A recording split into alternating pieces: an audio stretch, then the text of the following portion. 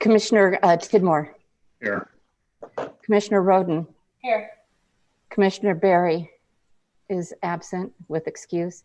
Commissioner Devane. Just a moment. Oh, she is here, but just a moment while I get her. I'll get her set up as soon as I finish roll. Commissioner Flores. Present. Commissioner Naquette. Here. Commissioner Young.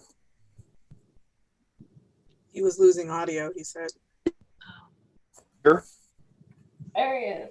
Okay. All right. I'll wait for Ann.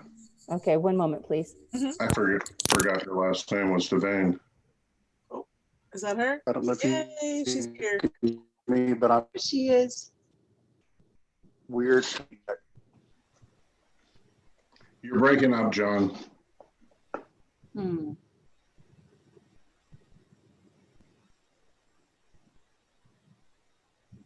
Hi, Ann. Hi, Ann.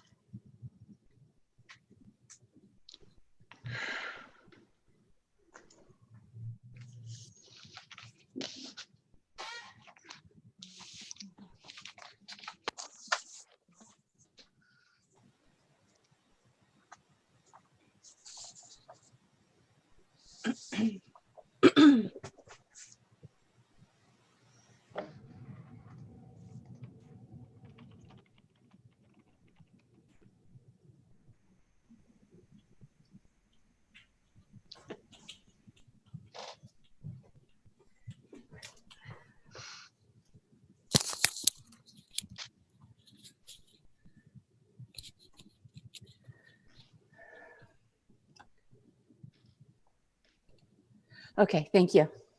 Okay. Thank you, Karen. The public hearing before the Independence Historic Preservation Commission is now open for application CA-2020-08, a request to demolish house and garage and build a mixed-use building at 478 South Main Street.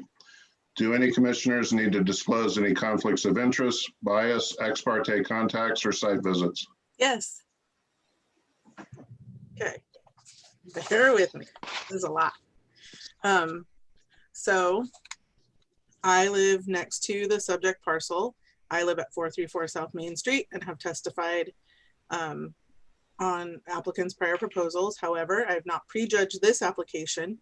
I enter into this hearing with an open mind and understand that I must evaluate, discuss, and vote solely based on the factual record before the Historic Preservation Commission and applicable land use criteria. When asked to make a decision on this application, I have the ability to set aside any personal views. I take my responsibility as a decision maker seriously. I am confident in my ability to sit impartially in this quasi-judicial setting and make decisions based only upon the facts and applicable land use criteria.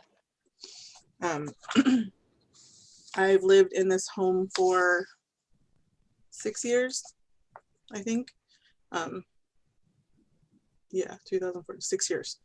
I have regularly spoken with Mr. Harris about his project next door. He has been very forthcoming with me on what he plans to do. I think he listens to me when I ask questions or have input. We've had several communications about the house and what he plans to put up there, and all, all manner of things having to do with the property, his plans, my ideas for his plans, and all that kind of fun stuff. The last time I spoke to him was Friday, November 6th, after speaking to the city attorney.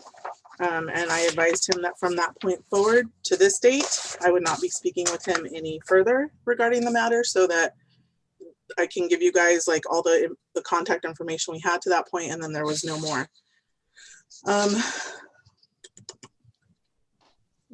There were some things in the proposal that I asked the attorney about, the city attorney, and she said that we should flag them for a later conversation. And then there's another one that we can ask probably Fred about the proposal at the address, but I don't know if I'm supposed to read those out now or after I think that should probably wait till we get to, since she said discuss it later, so.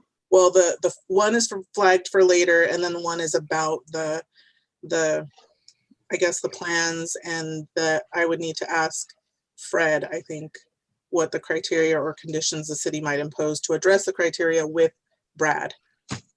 Yeah, that's definitely later. This point of the hearing is just where any commissioner declares their any biases or conflicts of interest or ex parte contacts. So I did the ex parte contact. I won't be biased. And Site visit, have you been inside? I have been inside, but not since Mr. Harris has owned the home. I was inside the home when the previous tenants were still living there.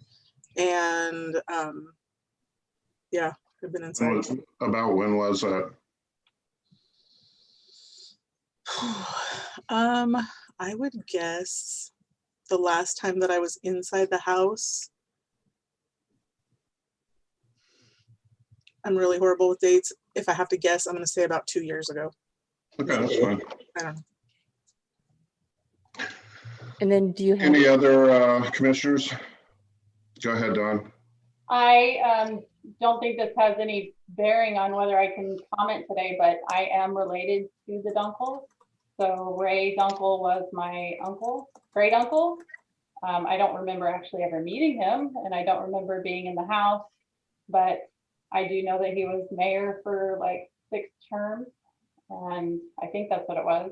And I have no financial interest in the home, but I am related to people who built it.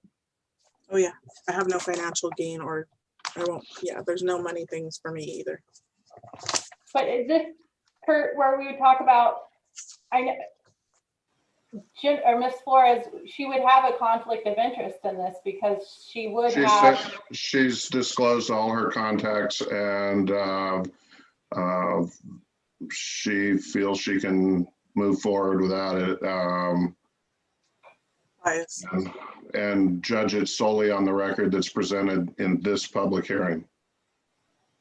And in Oregon law, there's the conflict of interest. There's actual and potential.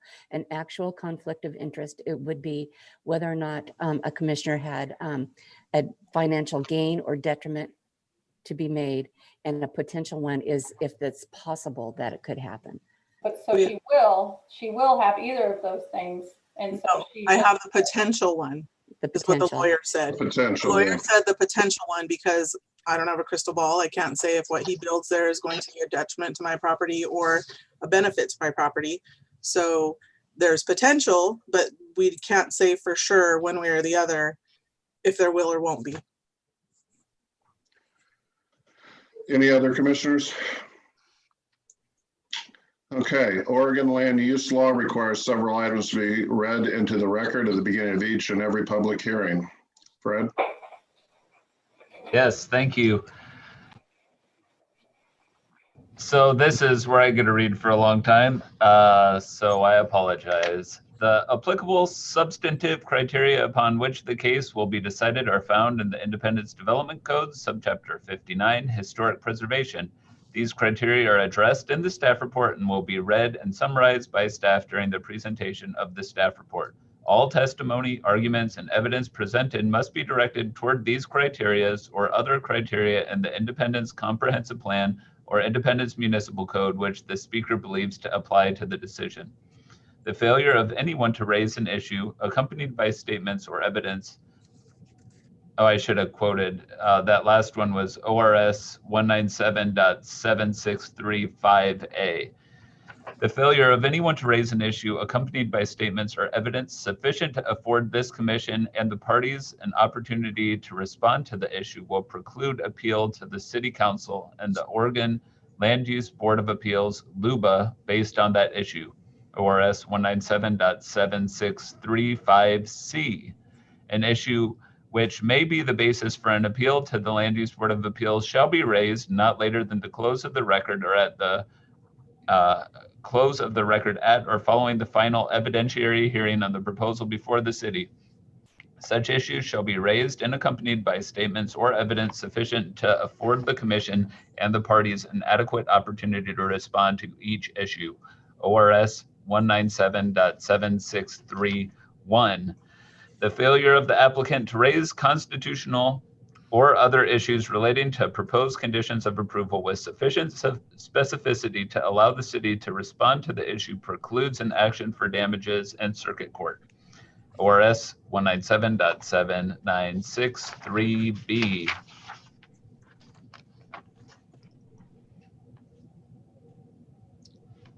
We will now hear the staff report. Perfect.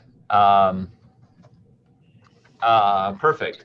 So this application basically proposes two separate things. First thing is it proposes demolition of two buildings that are on the project site. One is the historic Dunkel home, as Commissioner Roden mentioned, and the other is a demolition of the garage on the property. The second portion of the hearing is then essentially the proposal of a mixed-use building on the site. Now, really, we should approach these as two separate considerations. Basically, this applicant has to get 3 separate approvals and ultimately 4 if you include a building permit at the end of this process, but 3 separate land use approvals. So you have demolition of the structures, Historic Preservation Commission approval, and then site design review approval.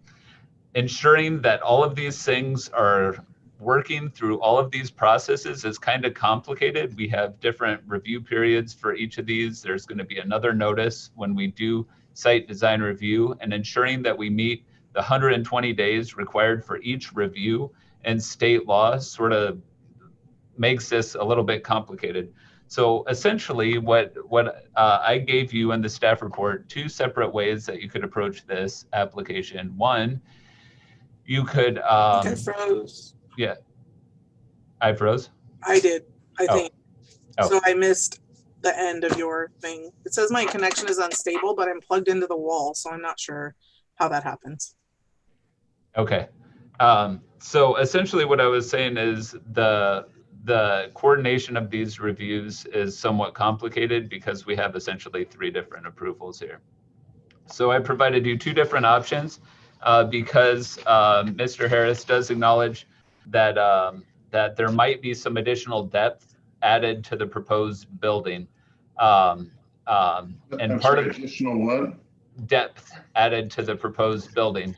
And the reason that he sort of acknowledges that is because the way that the apartment units in the building sort of lay out right now, they're not ideal sized for apartments. And so he's got some additional programmatic refinement of how those apartments are going to work. Ultimately, that is going to affect the depth of the building and not the front of the building. And because it's going to affect the depth of the building and the bulk of your guys' requirements in subchapter 59 specifically relate to the front of a building and not the depth of a building, I felt like, you know what, we could probably handle this application just as it is, and then recognize that any sort of additional depth that's added, we can revisit at a different point. There's 2 ways that we could revisit that depth. One is we could just hold this public hearing open and essentially invite Mr. Harris to bring back any refinement to the building plan that he has to a later public hearing. There is some difficulty with that because there is a 120-day review period that we're trying to get this done in.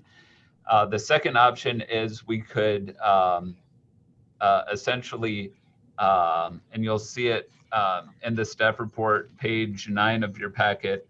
Option 2 is essentially approve the demolition, approve the concept of the historic preservation building, and then when the site design review is submitted, to essentially take in that application and bring it back to you folks to see if you folks have any sort of concerns about it, and then essentially take your concerns and then add them as conditions to the site design review.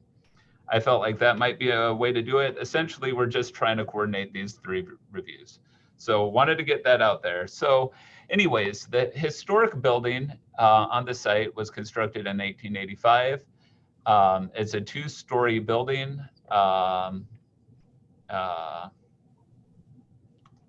It's a 2-story building. The applicant submitted a number of details associated with the conditions of the building right now. Basically, what the applicant has argued is that fixing the building up to make it back into a residential structure is extremely costly and difficult given the amount of issues that are associated with the building.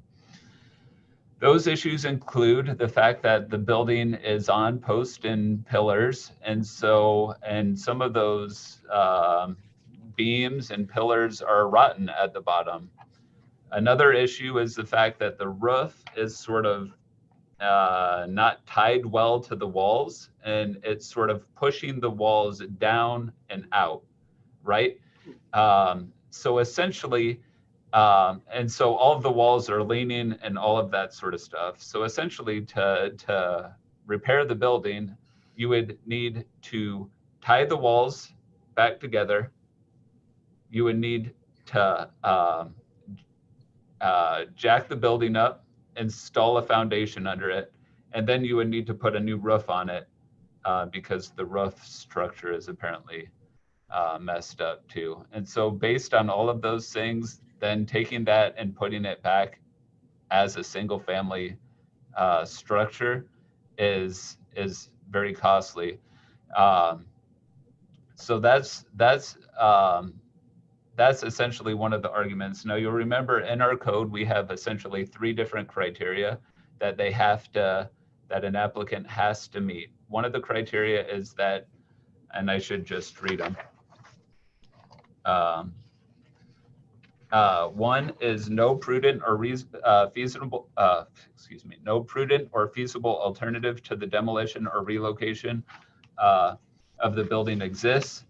The building or structure is deteriorated beyond repair and cannot be rehabilitated on the site to provide a reasonable economic return compared to other structures in the general area, or there is a demonstrated public need for the proposed use or development on the site that outweighs any public benefit that might be gained by preserving the subject buildings. So that first one that I mentioned is really the second criteria. The applicant has argued that it is deteriorated beyond repair and cannot be rehabilitated on the site to provide a reasonable economic return. The second argument that he makes is because that's true on the site, it's going to be difficult for somebody to move the building to a different site and then rehabilitate the structure. It's still going to have those same issues. The third argument is the argument that that there is a public need for the use that's proposed on the site.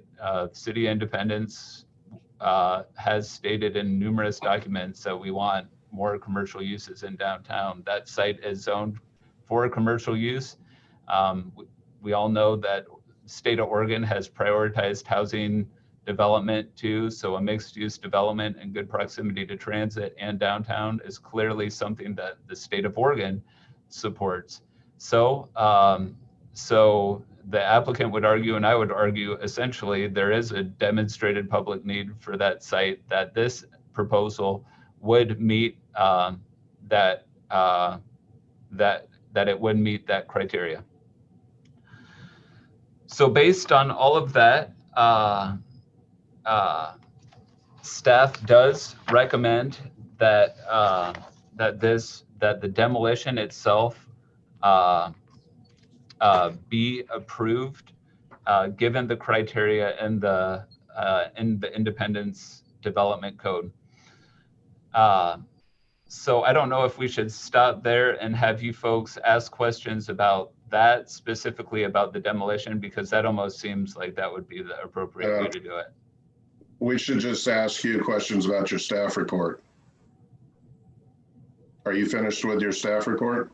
Do you want me to go through the mixed use building as well?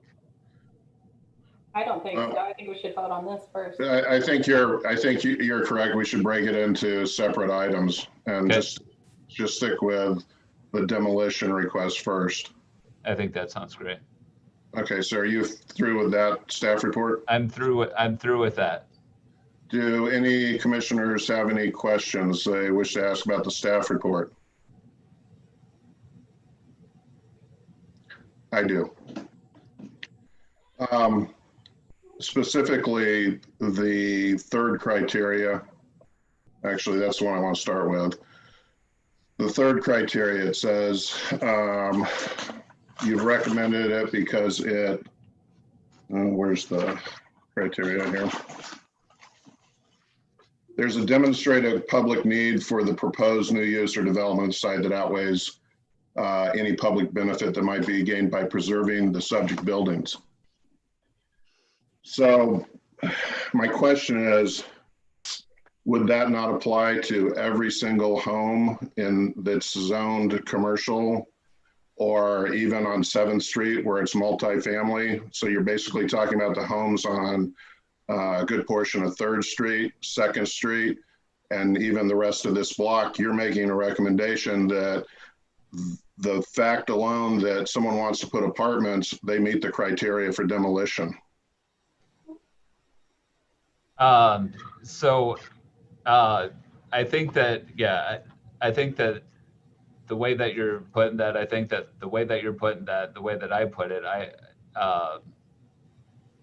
I'm guessing I know what happened. I think you've conflated yeah, the criteria. You've yeah. conflated criteria A and B with C.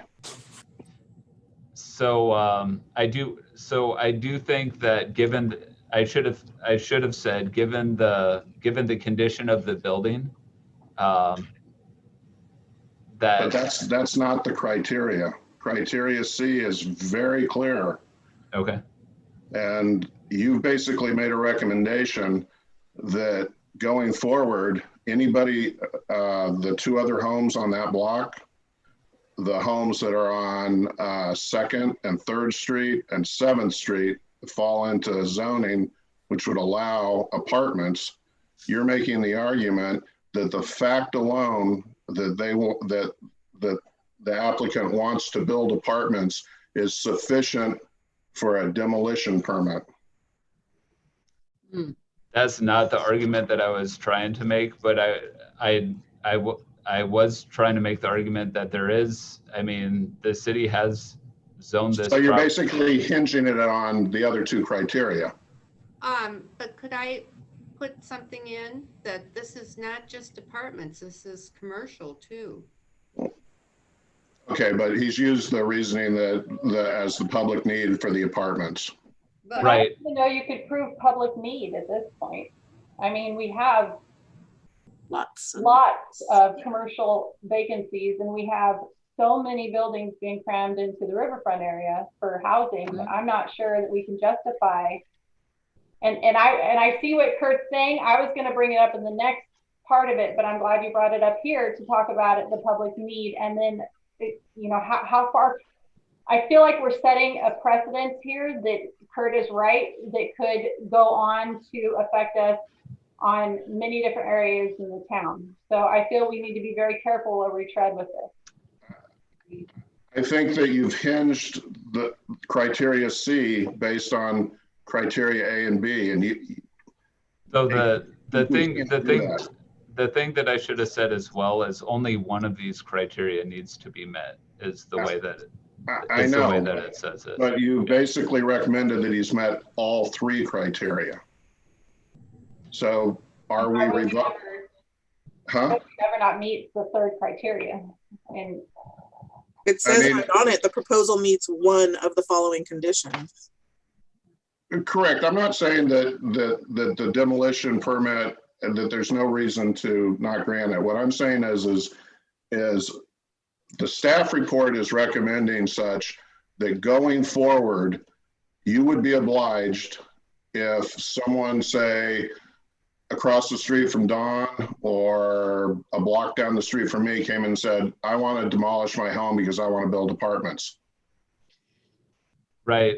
That's not what I was trying to say, but I know, I get but what that's the effect. I get what you're saying. I think that there is sort of when I look at this criteria, I see sort of a balancing, and you're right that the balancing essentially hinges on at least in part on what's going on in A and B, because you'll see that it talks about public benefit of retaining the structure and then public benefit of the new structure. Now, certain structures have far greater public benefit than this structure right here. And part of the reason that we know that is because we have the data that says rehabilitating these buildings is difficult, right? So I think that while it may seem that we're saying, oh yeah, the public need is great, so then all of a sudden everything else doesn't apply. I think it is that balancing. The criteria are written to stand alone. You've conflated two criteria.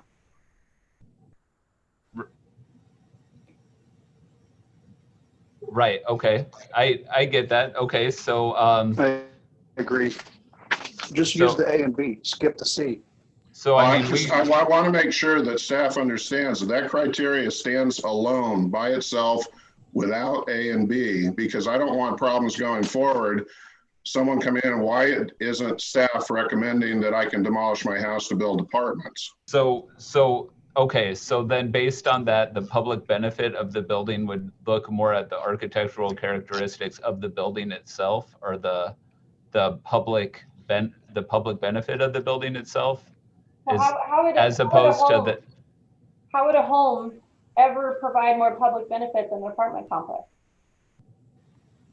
Well, Based history. on just numbers.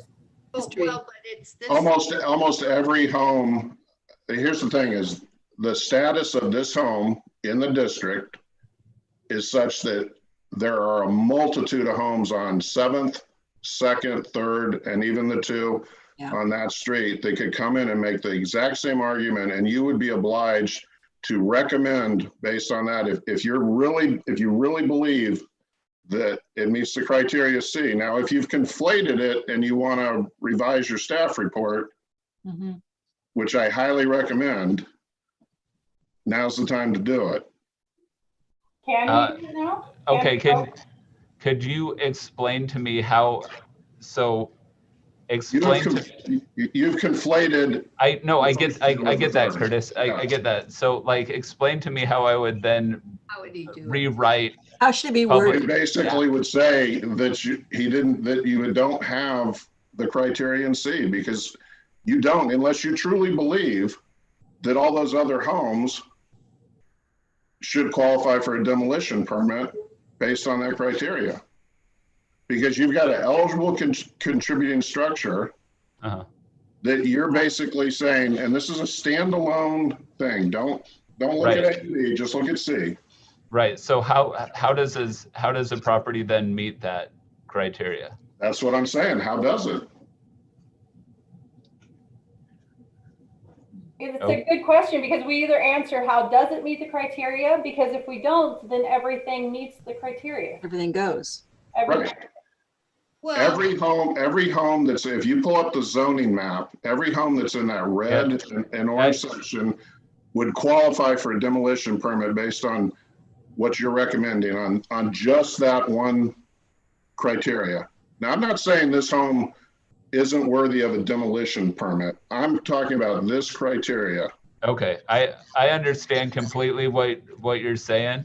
And what I will acknowledge is that if we are taking a more stringent analysis of public benefits and public benefits of the development versus public need of the development and public benefits of the existing proposed building, if we want to get into that in greater detail, then yes, I would agree that this staff report does not get into that criteria as detailed as you would like. I mean, I totally agree with that. Okay, I get that, and in the future I will take a much harder look at that.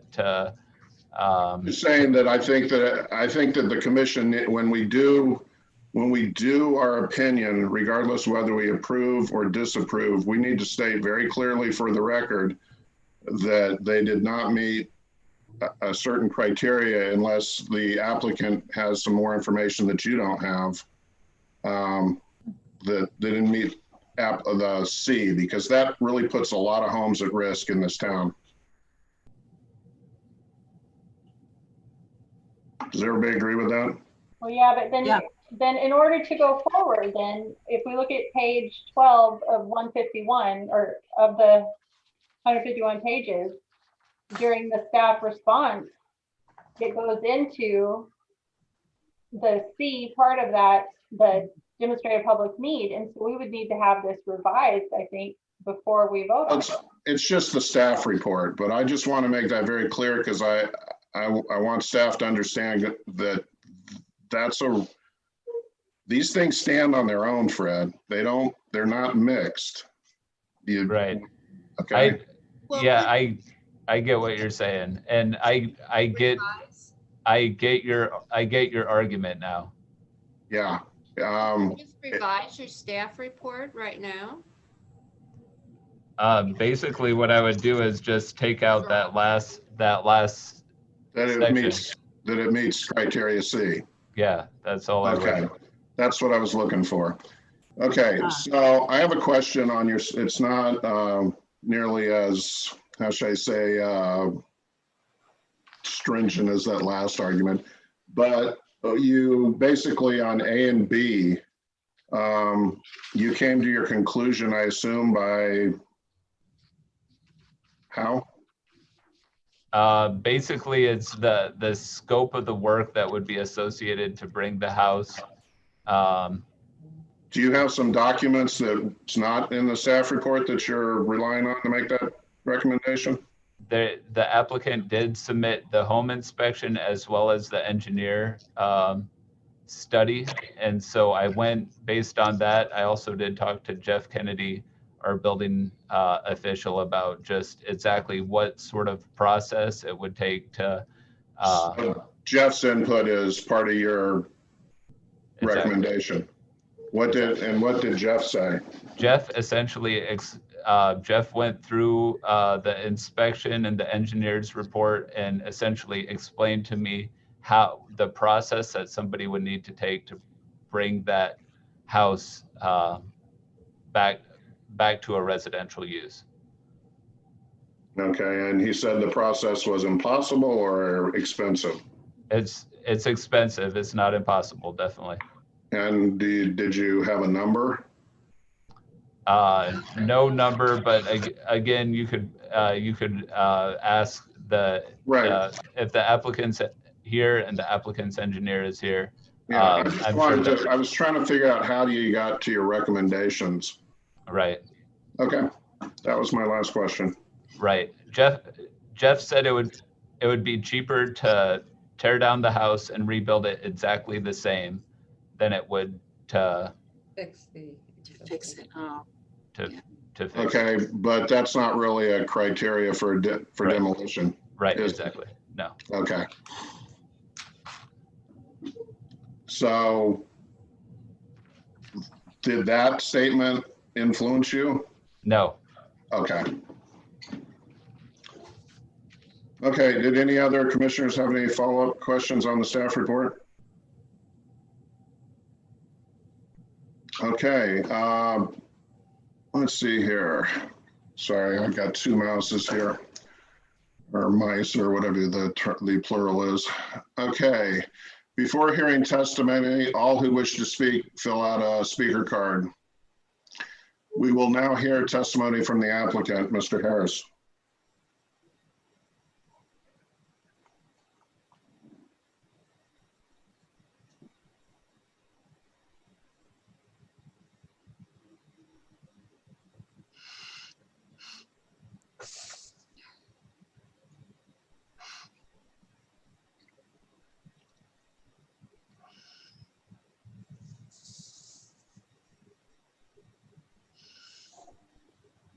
I think this is where I'm supposed to ask my questions of Mr. Harris and Mr. Can Vander. you hear me? Yes. Yes, we can. Thank you.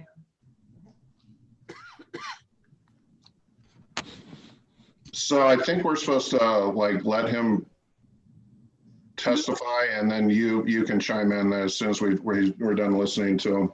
Yep. Hello, Mr. Harris. Can you guys hear me? We can.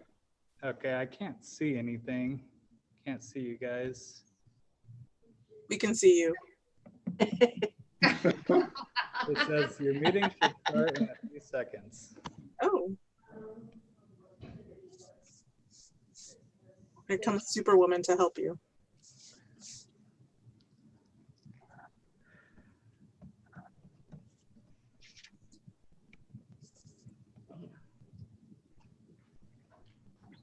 Thank you, Karen.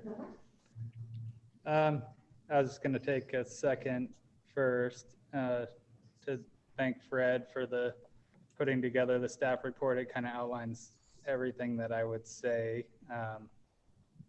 And I read through all that, and I think it's all accurate to what I was trying to, the points I was trying to make. And, you know,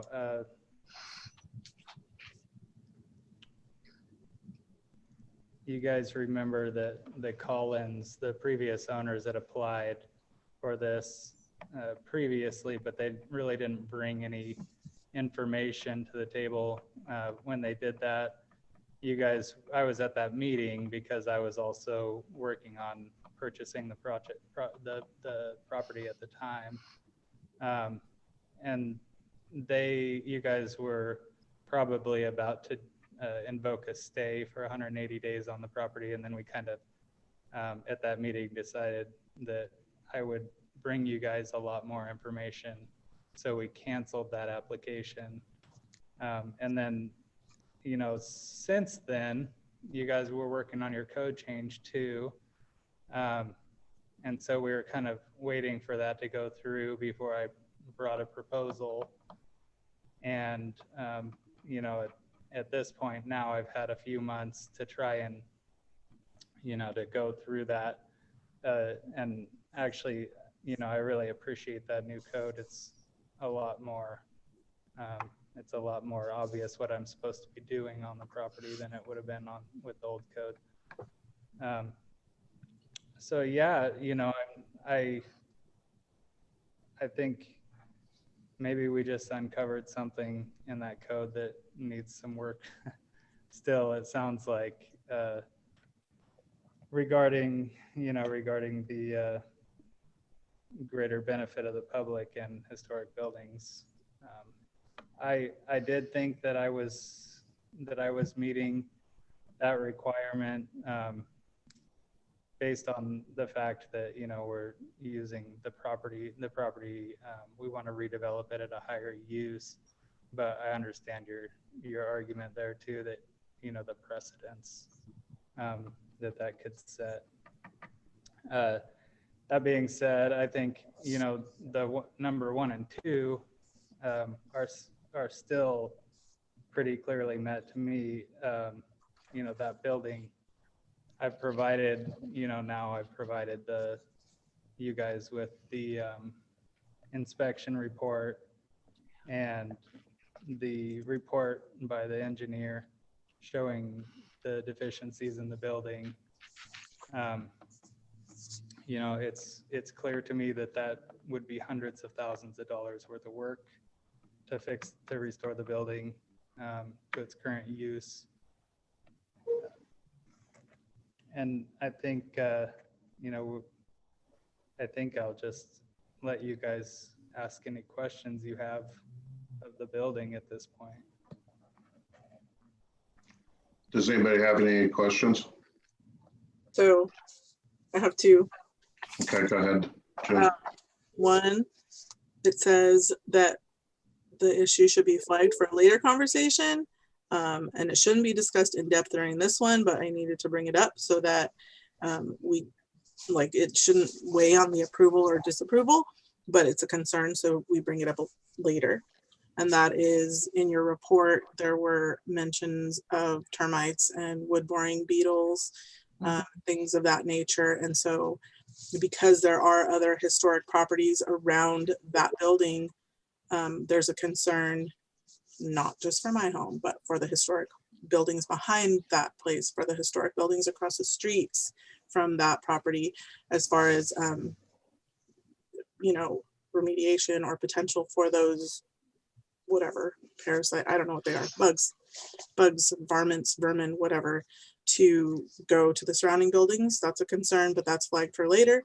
And then the other one is, it says Jennifer can ask planning staff or the applicant about how the proposal addresses the criteria or what conditions the city might impose to address like privacy screening, because your proposal shows some fairly large windows adjacent to the property north of your proposed building, which happens to be my property.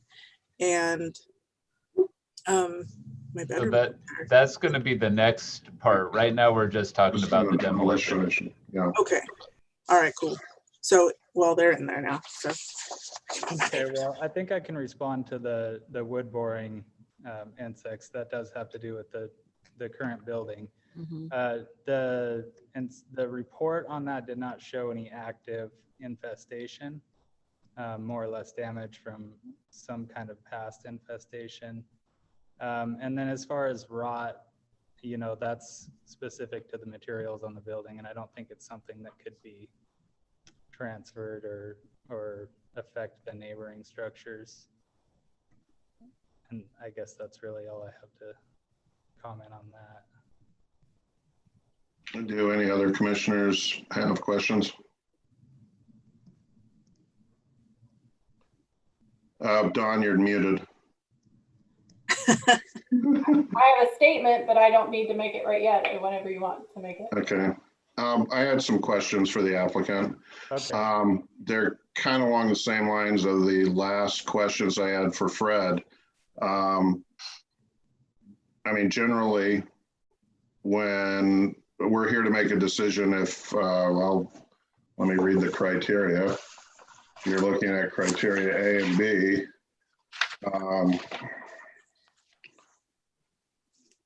Okay, so you provided us with your engineering report and your home inspection, an extensive list, and some of them major problems, obviously. Okay, there's no doubt that we have a extensive list of repairs that would need to be made to bring it into residential use. But like you, we need some numbers, I think. I mean, there's not a single dollar value attached to any deficiency. Right, yeah, I mean, it so far exceeds the possibility to restore it at an economical, you know, and that's why I spent so much effort and money on having those reports, so you don't have to rely on me to, you know, to give you.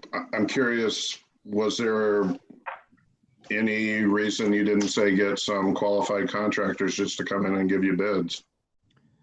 Yeah, I mean, I'd really be pretty hesitant to have somebody in to give me estimates on something that I don't have an intent, you know, there's really no intention of hiring a person at that point. So, I mean, I don't think it's really fair even to bring somebody in there to do that.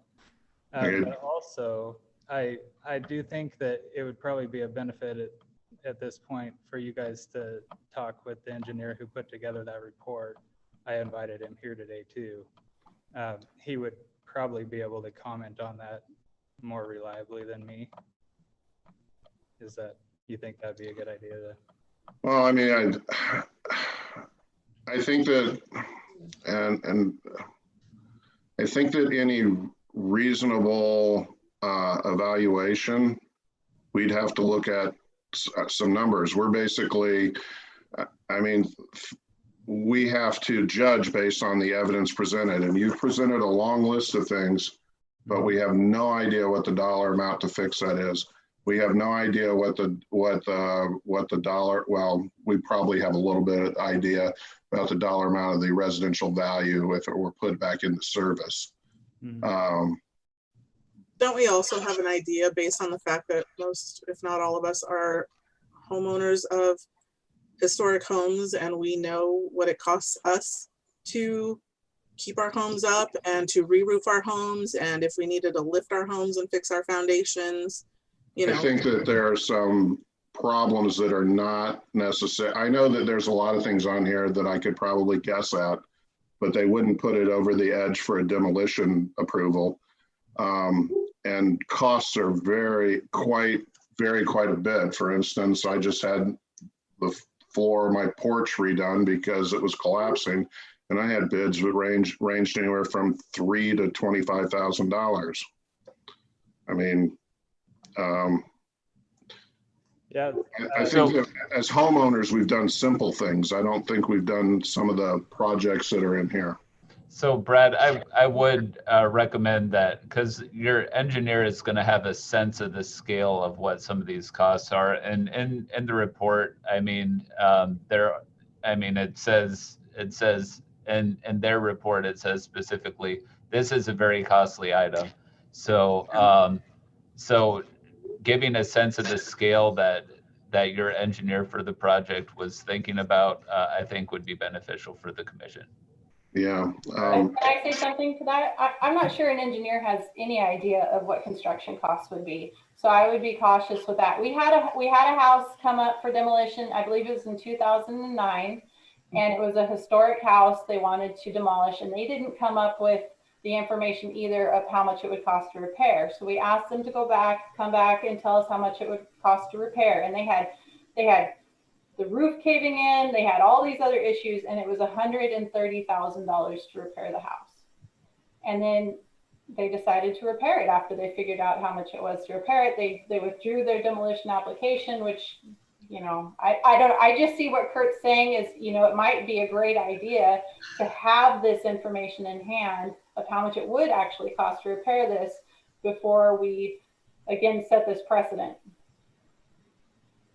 And I think it's almost like a must-have to determine. We're being asked to determine that it's too costly to repair, given no cost. Without a dollar amount. And I'd like to rephrase what Fred said when he said they specifically said. I would phrase that as they vaguely said. That's not even close to a number. I don't know what somebody else's idea of expensive or extensive is very different from the next person. So Possibly your engineer can give us more testimony, but as Don said, he's not is he someone that actually does construction? yeah, he can comment on that. I don't want to say anything. Okay, we can ask him his qualifications. Yeah. There is, before before I have him do that, just to give you just a quick rundown of how quickly I can get over that amount that would be, you know, feasible. You know, we're already $200,000 or just barely under $200,000 into the property. Let's say, Don, I don't know what all that project for the, you know, what it involved them replacing, but, you know, let's say even just that 130,000, that puts you right at the final value of what a property could be. That includes a vacant lot, correct? Yes. So it's not really Well, the house is 180 for the house, is it? the house is on both lots. Right, but it's a 1/4 acre lot. you're looking at basically a multi-lot property. We're kind of going down a rabbit hole, I think, including myself. I think that we're back to the original question. We need to see some numbers and know where they're coming from. Okay, let me, I think I'm going to turn it over then to the engineer for you to talk to him. Okay. Good.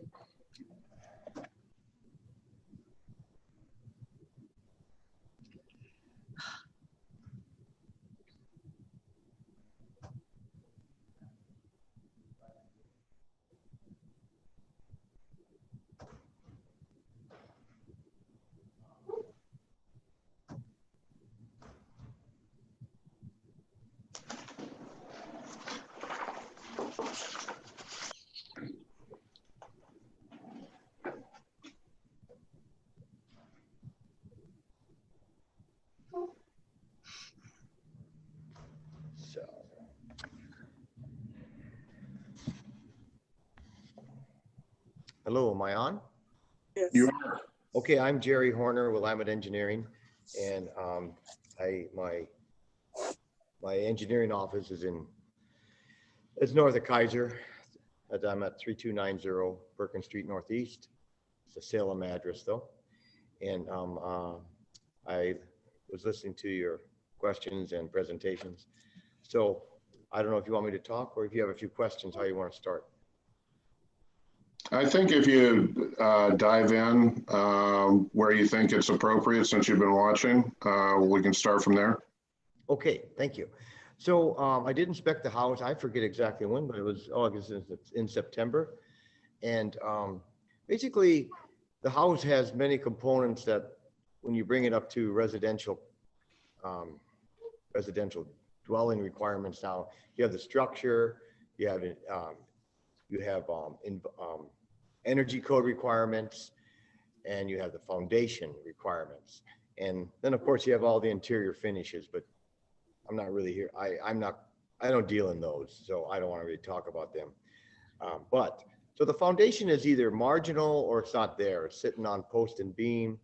And then on the perimeter, it's got piers, approximately 2/3 or 3/4 of the house is on post and beam. The south side had settled, so they did some marginal foundation repair on the south side, the south portion. And it's still settled, but they kept it from settling more. And that's why it tilts and leans, so, and then the walls they're like, it goes back to the early 1900s. Some of the house constructions were like, they would take these 1x12 boards, and they would make that was a structural component. And then they would put siding on the outside, and they would do some type of lath and plaster on the inside. So I say all that to say, so we basically have a very thin wall, and to go in to get a building permit now, you'd have to meet the energy code. So you'd have to fur these walls out to 2x6, and it just gets really messy. It's just not done. So, and especially with the building settling like it is. So you have the energy code, and then you have the roof system where the top plates are not tied together. They keep the walls from leaning out. And so they're leaning out at the dormers. So that roof system there has to be replaced, and you have to put in some type of collar ties, which makes the upstairs, because right now the upstairs are kind of vaulted. So you put these collar ties in, so you lose your headroom. So basically there's a lot of difficult problems here with this dilapidated structure. So, and then some of the comments were, well, how do we get pricing for this? Well, perhaps pricing should have been presented, but they would have to put together a house plan. And then all these general contractors anymore, they don't just walk through, because they have so many subs to coordinate. So they need a set of house plans to be prepared. And so then they would then get, concrete prices. And first of all, I don't know if I said this, but I'm not a general contractor. So I don't do house construction pricing. So I just want to, if I didn't say that, I wanted to make sure you're aware of that. But you got to put together a set of plans. Then they get their concrete pricing, their framing pricing, their insulation pricing, and then the whole list of things from cabinetry to flooring to, finishes and sheetrock, et cetera, et cetera. So that would be the process to present a pricing situation. Because this house, if you brought general contractors in, they wouldn't want to touch it. It's just, they would want to start from new. And I think it was Fred who said, the building department guy said basically, and I have to agree with him, that you would have to replace it like it is rather than fix it. So that's, so to get pricing, that's what you'd have to do. You have to have your demo price, and then your totally new construction price, which is, I don't even know what that's running right now, 120, 130,000, $100 a square foot, something like that. So with that little presentation, I'll leave it there for the moment. And if any of you have any questions, ask me. So. I have a question. All right, so what's the square footage that we're talking about on these buildings? And if we figure it's $130 a square foot, will that give us a ballpark figure to repair it? I believe it would. I don't have the square footage though. Does anybody have the square footage? And Did you mean repair or replace? Because I think he understood it as replace.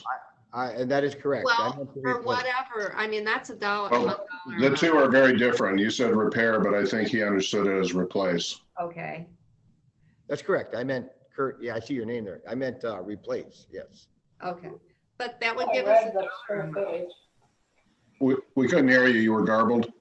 Sorry, I think it had the square footage, maybe. I thought I read it somewhere in this report or another report on the house.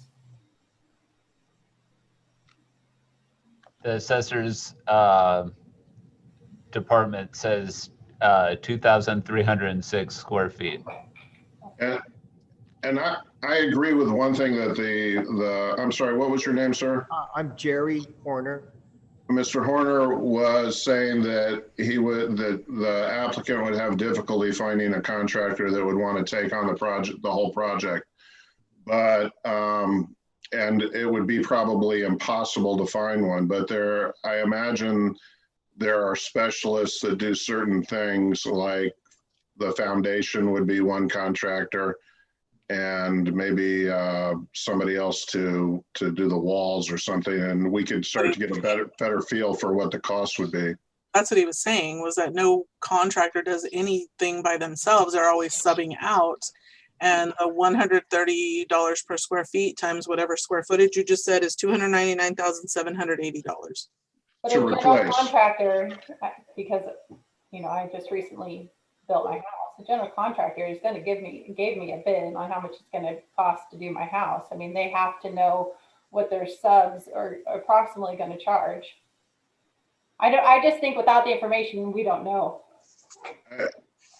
I'm kind of agreeing with Don right now. I mean, Mr. Horner, you've given an excellent report as far as the deficiencies and how to rectify them, but we don't have any, and to your own testimony, you can't really throw any numbers at us.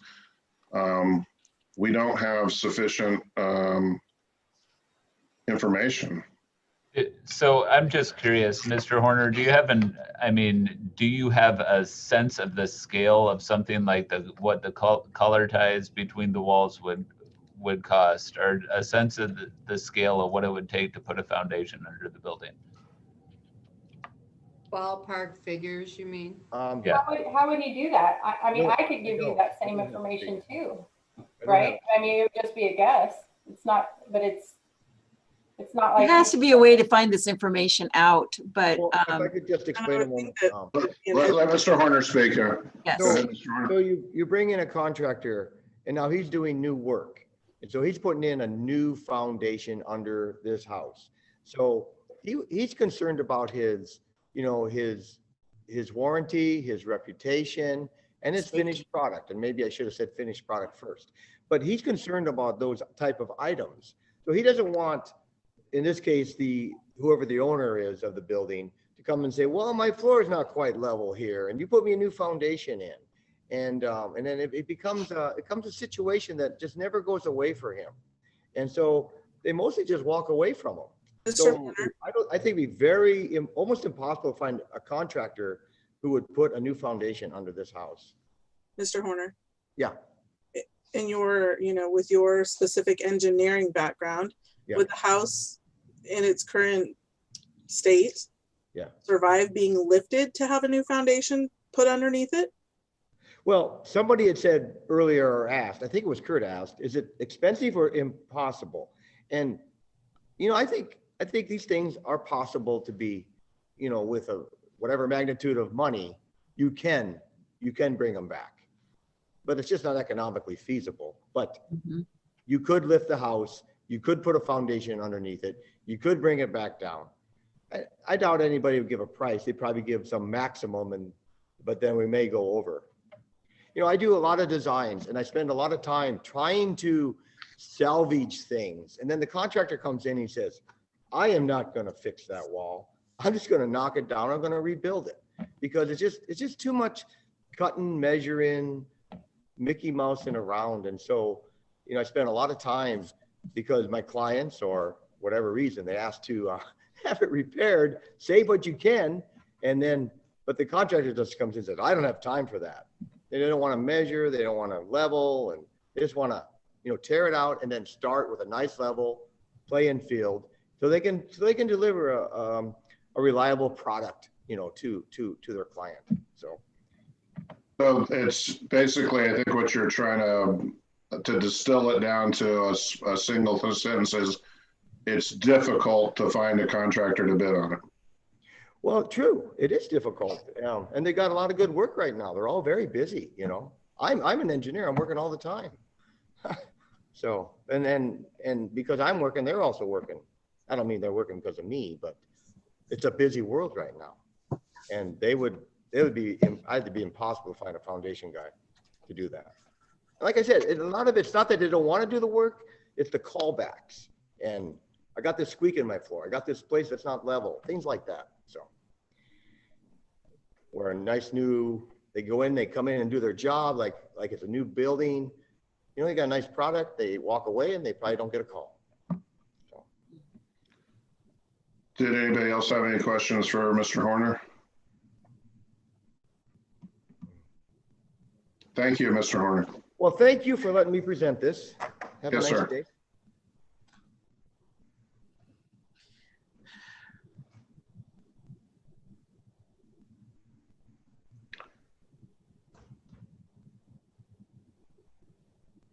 So are we, I guess we're at the point, is Mr. Harris going to come back in, or do we go to the next phase? Think we can go on to the next phase. Okay, so we will now hear testimony in favor of the application. Do we have anybody else to speak in favor of the application?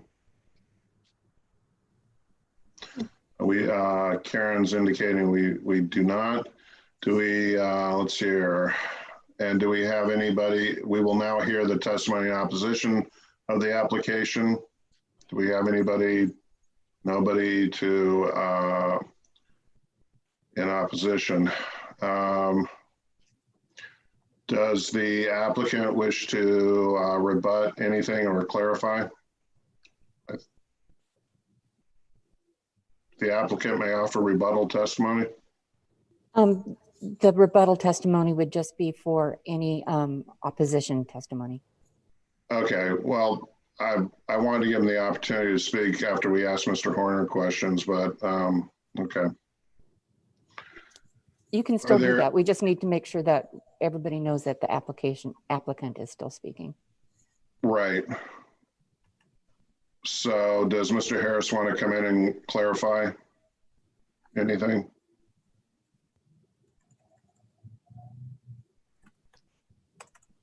Does anybody else have any questions for me? I mean, I think, you know, I didn't think that there was any way that cost was going to be the thing because of, you know, I've shown so much proof of this, you know, the problems, like you said. I guess I have a question for Fred, I guess. Oh, there he is. Fred. He's just trying to leave. So Fred, what is the, I mean, because I'm getting a feeling of a certain direction here. How do we move forward? Can I make a suggestion, Fred? Fred, you're muted. Yes, you can make a suggestion. I have a feeling that we should leave the public hearing open and allow Mr. Harris to bring further information. Is that a consensus I'm getting here? Okay, and then I guess if that's what we're gonna do, I should find out what you guys want. I mean, so if I bring you, you know, I can bring comparable sales. That's one part of it, right? And then I could also bring, you know, actually find a contractor that does the foundation, find a contractor that could do the roof structure. If I show you numbers on some of the big items, would that be sufficient to show? It would definitely help your argument. I don't think without seeing the numbers that we'd be able to say yes or no, but it's certainly anything to boost that argument, which you, like I said, you've given us a long list of deficiencies. And it's very clear what the deficiencies are. You were very thorough in pointing those out. We just have to have, we're required in our position to meet the criteria before we grant you a demolition permit. You have to realize this is essentially, for a historic home, a death penalty case. It's the most severe and final action that we can take on a historic property. We take them very seriously. We don't have a lot of I mean, Fred, what's the count right now for historic properties right now? Somewhere around 130 or 140? I'm not certain. I don't remember the exact number. Yeah, I can't remember the exact number either, but every time we lose a property, it's a significant loss. And we have to, as commissioners, we owe it to the citizens of this city to be thorough, that we have done our jobs before we vote. And I'm not saying that your property doesn't qualify for a demolition permit. I don't think anybody's saying that. We're simply saying that we don't have the information to grant you that permit at this time. And I think your best option would be for us to leave the hearing open and have you track down some numbers. Go ahead, Don. I was just gonna say, I don't necessarily, and this is my opinion, I don't think you should go out and try to find a roofer and get one bid on your roof and one bid on that. I would feel more comfortable if you got a general contractor to come in and just kind of price it out, and maybe get 2 or 3 general contractors to do it. And I know in town we have at least a half a dozen that would probably. The previous application did have a general contractor go through the house, and the cost that they gave was $176,000. And that was what I would call a cocktail napkin bid. Right. And so, I mean, I do think that that fundamentally we all know that there's fundamental issues with this house. And I think if Mr. Harris, if you go forward with getting some of the major issues and getting costs associated with them, and give the comparable, because this is too a balancing sort of criteria where it's looking and I had it open. I'm sorry, I don't have it open right now. Where it's looking at the reasonable economic return for the, so you're looking at the cost and then a return based on comparable properties around. And so I think, yeah, looking at comparables makes a whole ton of sense, because that gives you one part of the equation. And Mr. Harris, when you're calculating this, I want you to be fair to the property and know that you have a second buildable lot there, even though it's not subdivided right now. And right. I honestly think that you still may be able to, even taking that into consideration, be able to bring us what we're looking for. I kind of disagree with Don a little bit on a general contractor, because the foundation issue is a really specific thing. And there are some, I've seen them around town with old homes. I don't think a general is going to even want to touch that foundation. I think maybe try to get a general, or try to get a couple generals, but also go the other route too, and maybe find somebody to give us some. That's one thing that when I looked at, I ain't got a clue. Right. I mean, I don't have a clue when I looked at. It's very complicated because, there are so many things going on. The rot, the walls falling over, the entire roof, and we're talking about the structure of the roof actually has to be moved and rebuilt. So all these things together, it's like, it's a lot of moving parts. I know. It's a lot of moving parts, and the foundation has to be replaced to fix the walls. The roof has to be replaced to fix the walls.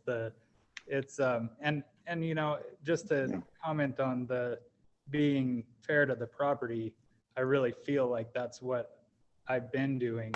You know, we've spent thousands of dollars having the reports done, the engineer look at the property so that you guys wouldn't have to rely on what I'm telling you. So, I mean, I thought I was very far in the clear as far as cost goes. And that's why I didn't go that route. I work with contractors a lot. I've restored a couple of homes, actually both of them historic. One was 1910 and the other 1925. And, you know, I know the things that I'm going to run into. I know generally what the costs are going to be. I know it's definitely to me, but this is coming from me, in the hundreds of thousands of dollars worth of work.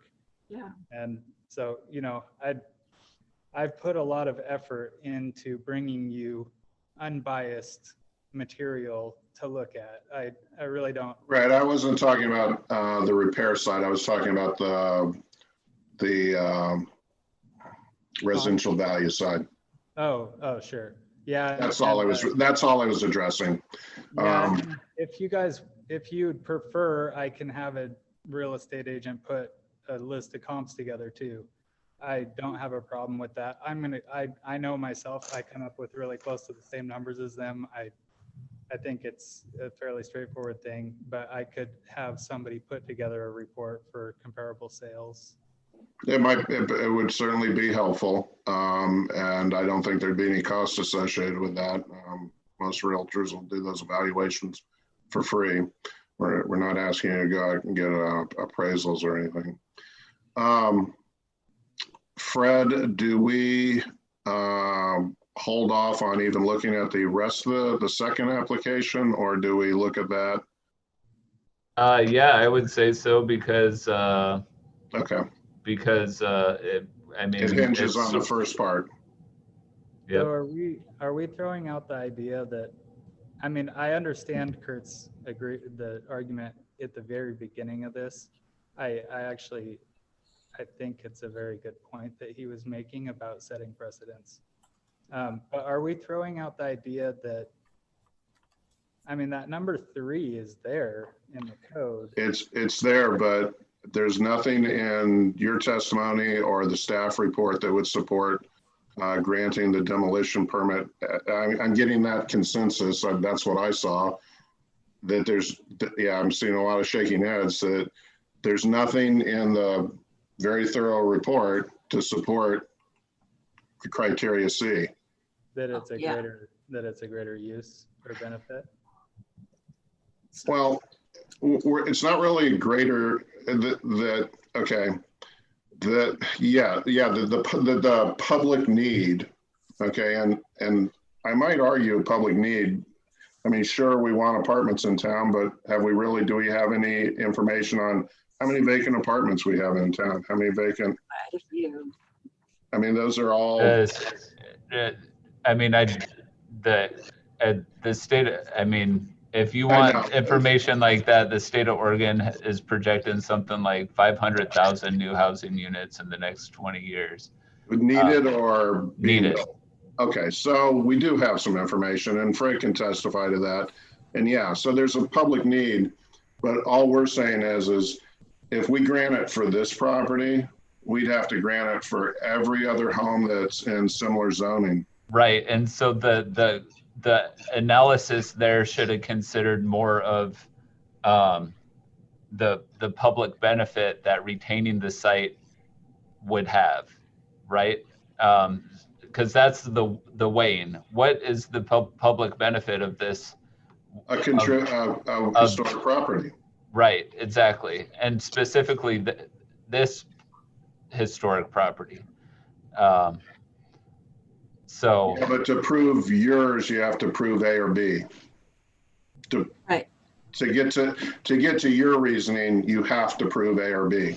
Well, I think that he could prove C, but we would just need to consider how. Well, if he's proved A and B, or A or B, we wouldn't need to go to C. Exactly. The C is irrelevant without the A and B portion, is what Fred's saying. No, I'm saying that C could be approved if we considered, if we seriously considered the public benefit of this project in relation to the the public need for this project in relation to the public benefit that would be retained by retaining the historic structure. Is there any commissioner? I'm sorry. Go ahead. We also spent a whole lot of time on that code in demolition by neglect, right?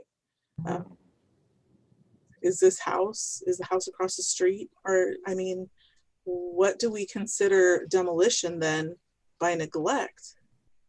Yeah. Well, honestly, if this ends up with a demolition permit, this is a case example of demolition by neglect, but it wasn't Mr. Harris's neglect. Right, I know, but I'm saying that like Mr. Harris or Mr. Collins or whoever has owned it in the past 30 years, it's clearly been neglected. If the walls are blowing out and the roof is unsafe and the foundation is unsafe, then what about the fact that, I mean, there are kids that walk by this house every day. I know because they walk by my house too. And so, you know, it's a vacant house at this point. It's an empty house. Is it going to fall down one day? Is it going to fall down while some kids are farting around in it because they think it's cool and it looks like a scary, spooky house? And I worry about those things as well. You know, it's not my property. It's not going to come down on me whether something happens or not, but I work in the school district and I worry about things like that because the kids here are the future. And so I worry about those things as well. I wonder how safe it would be to actually fix that place to make it normally and to make it up to par. When I look at the pictures, that are showed and these reports that he showed us, I don't know as a contractor I'd even want to go in there. But then of course I'm not a contractor, but it just seems really unsafe. There's ways to fix things to make it safe, but it's the cost that we don't know. Yeah, and I mean, I'll just throw out there, we have like my staff report, it focused primarily on the structural issues because, you know, really the structural issues seem large, right? But I mean, fundamentally, like, it's going to need a new electrical system too. Yeah. It's going to need real walls or something to actually put insulation in. Because right now, I don't know if you guys caught that, but I mean, literally the walls go up like this, right? There's no like, there's no beam or there's no framing to actually put the insulation in. So if somebody were to restore this house, like literally, it's gonna have to be quite. I mean, it's gonna have to incorporate a lot of things that aren't there right now. Dawn? And I understand what you're saying, but I think we have to fall back on until we get the number of how much it's going to cost to fix it. We can't really argue this because in the future, someone could come in and say, well, this is a really difficult task to do. We would just want to demolish it. And we would be like, okay, well, we already set precedents where you don't have to prove that it's a difficult task. You just have to show us some pictures. Well, I think he's already proved it's difficult. It's just we need to see how difficult it is and how costly. Yeah, how costly. Yes, thank you. Well, but the other question is like demonstrated public need at this moment is what for that house? Well, I think we're kind of going off of commercial and residential. I mean, it's uninhabitable right now. It doesn't sound like it's very safe. So if we're talking about public need, which would make us be stewards of safety versus restoration of the property. Well, not leaving the property as it is. That's not how the code's written. It's the restoration of the property versus public need. Or preservation, I'm sorry, preservation is the word it uses. Okay. Yeah, which preservation in itself includes restoration when needed. So I think what the consensus is, Mr. Harris, is that I think most of us see that there's a very extensive list of sometimes difficult, sometimes major, but to do our jobs, we need some costs associated with those. Mhm. Is everybody in agreement with holding this hearing open and I agree. considering it for next meeting that, or when Mr. Harris can get us the information? Mhm. Fred, do I have to say anything for the record to, or Karen? Yes, you absolutely do. You got to say that you're holding this. Do I have to reference the hearing number? I would reference the hearing number and then say you're holding it open until the next meeting. Sorry, I got to pull up. Okay. So in regards to the public hearing for application CA-2020-08, the Historic Preservation Commission will be holding the hearing open and resuming it at our next meeting, whether it's regularly scheduled or a special schedule. So does that pretty much conclude that? I believe you probably do need to specify a date. Is it going to be 2 weeks from now or at the next meeting? Is it the next meeting or yeah, I mean. The next regularly scheduled meeting, we'll hold it open till at least the next regularly scheduled meeting, which is December 16th, 4 p.m. Is that all right with you, Mr. Harrison? Can you do that? I mean, it's certainly not what I was hoping, Yes, right. the direction I thought this was going. But yeah, I think the next scheduled meeting, I should be able to have numbers to report to you by then, assuming I can find somebody who's willing to Do it. volunteer their time. Right. I'm just trying to think how, I mean, do you guys have, I think I've heard you guys say before that you don't have a list of contractors. I've seen around the historic neighborhood do work on several homes of somebody that fixes nothing. They do nothing but foundation work. And I'm sure they work on these types of foundations to bring them where you'd want it to be. I can't recall the name. I can look it up or go ask a property I saw them at and let Fred know, and Fred can contact you with that name. I think that one's going to be really helpful for you because that foundation is a key component to figuring this puzzle out, so to speak.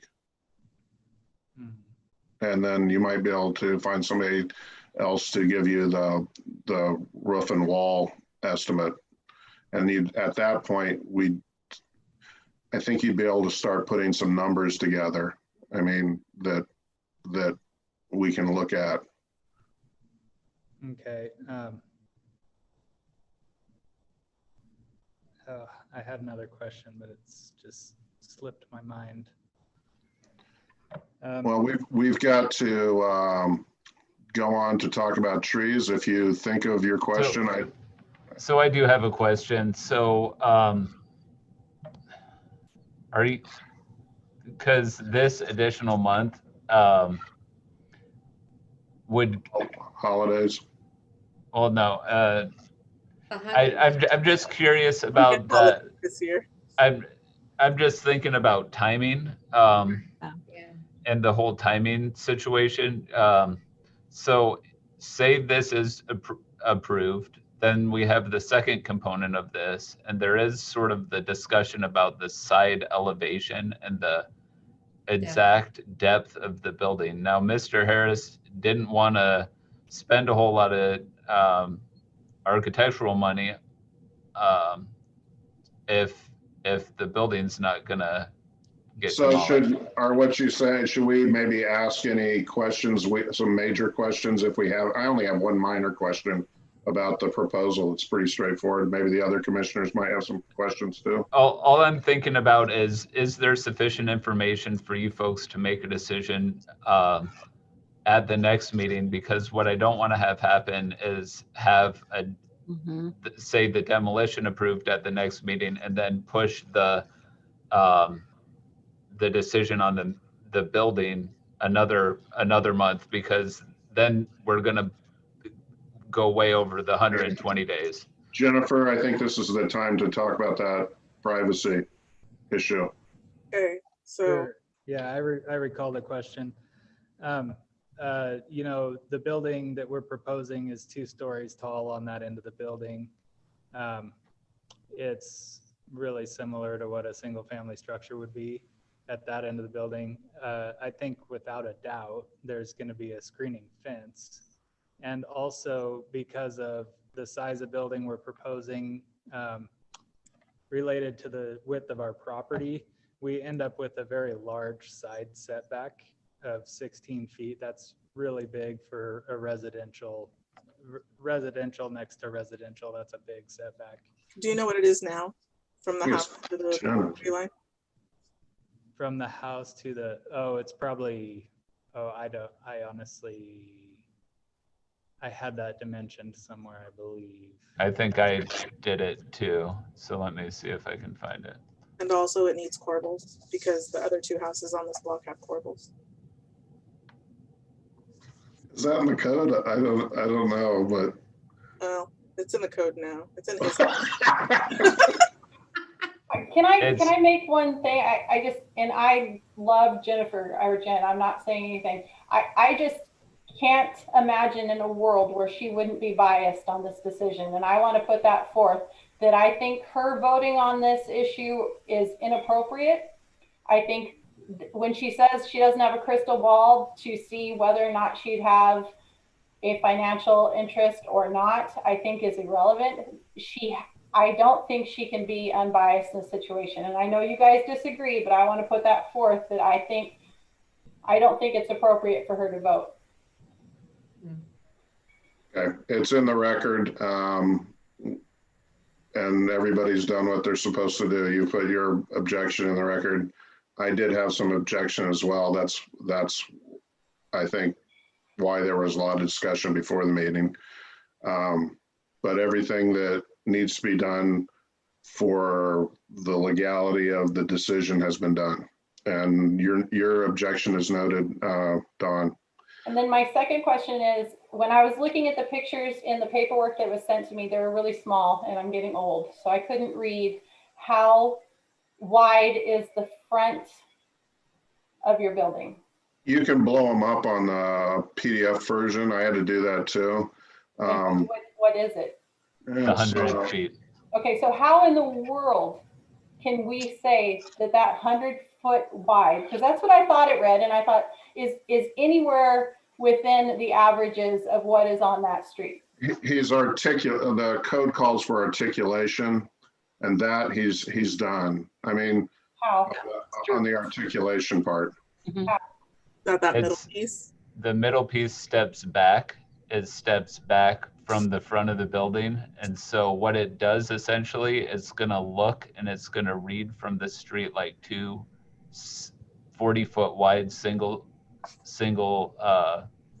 residential buildings. Where is that in our code? Because I don't see how anywhere that would be an average, because there's a setback. All right, let me pull it open so we can all see it together. While Fred's doing that, I did have a small question about the proposed structure as well.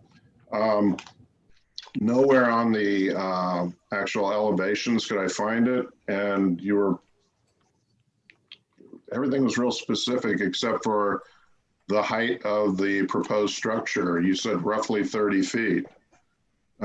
What's roughly 30 feet? Is roughly 30 feet anywhere from 29 to 31, or is it anywhere from 25 to 35, or why don't we have an exact number for the height? Right, it's 29. Well, on your elevations, it says 29 to the top of the wall.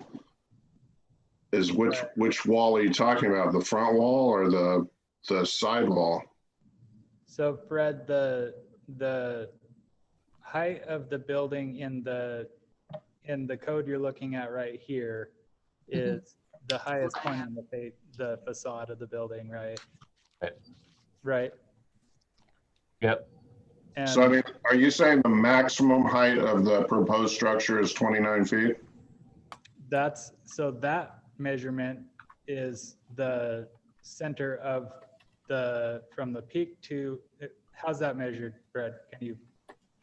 It's from the top of the building, it's halfway down the roof line, right?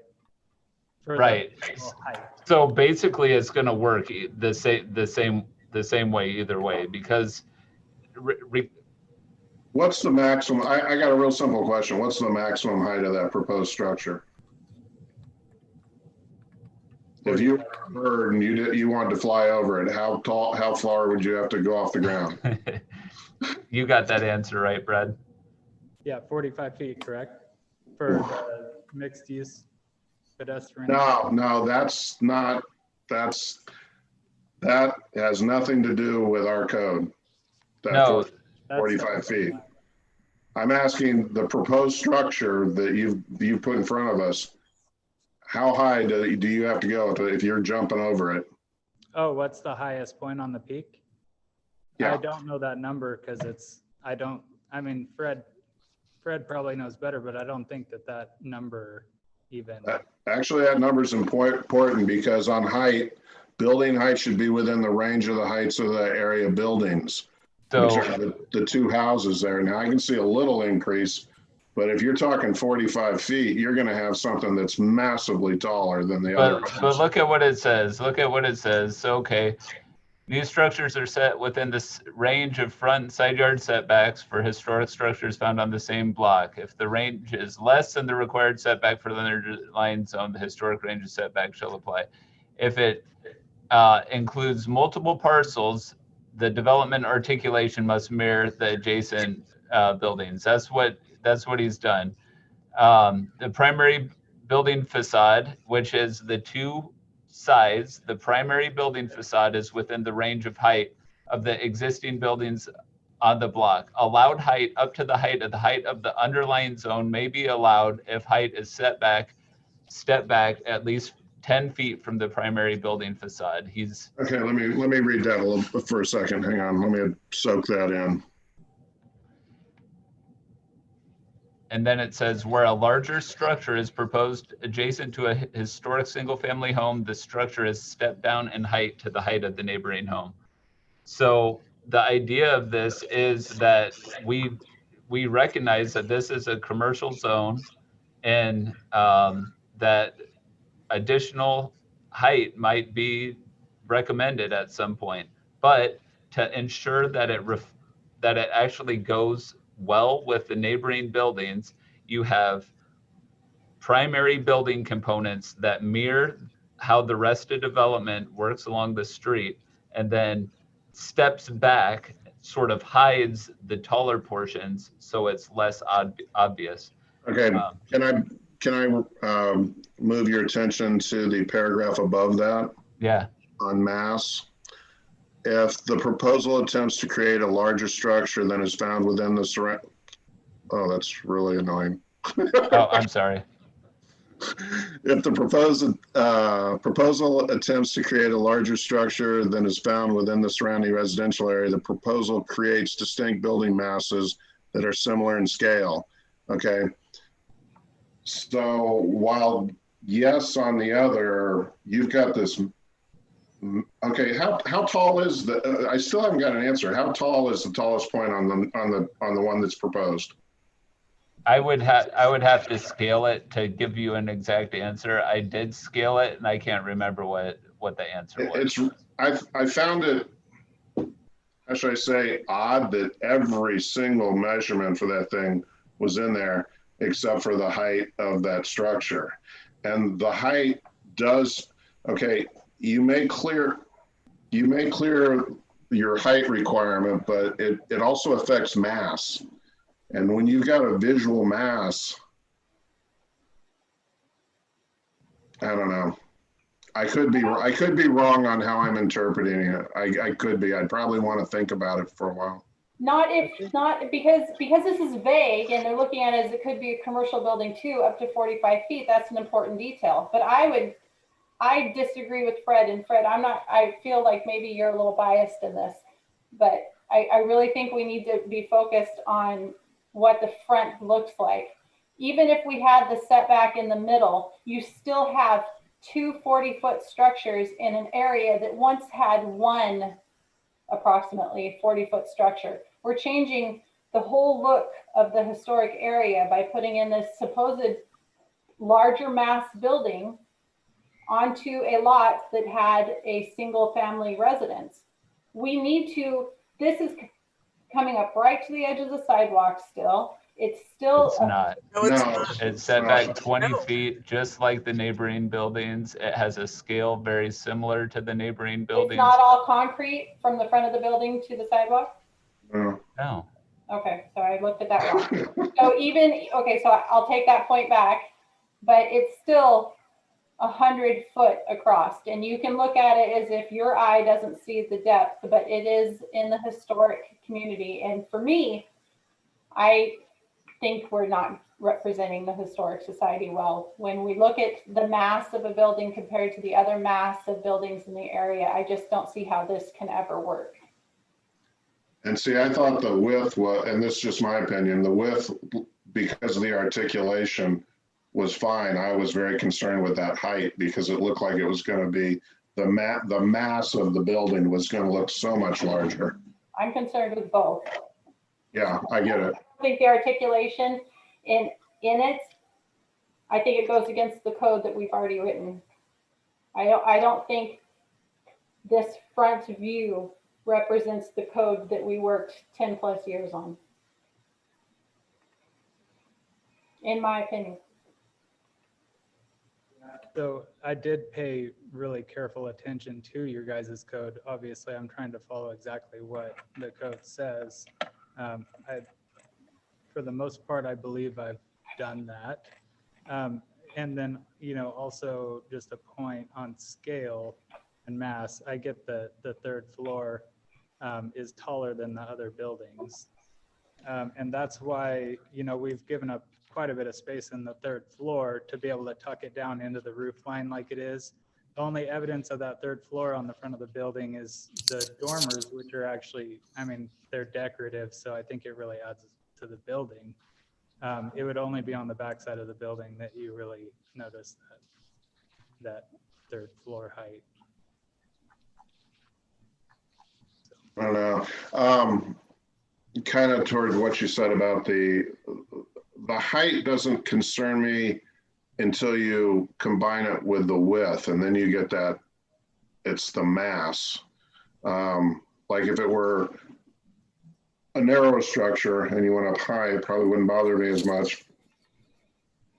I don't know. It's just, and I'll have to look, I'm going to study the code.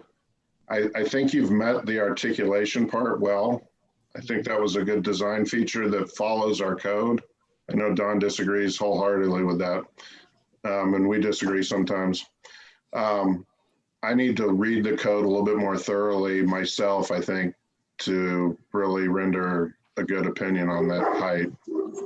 Yeah, I think you'll probably see what I'm talking about. That I really strictly followed your guys' guidelines set out in that code.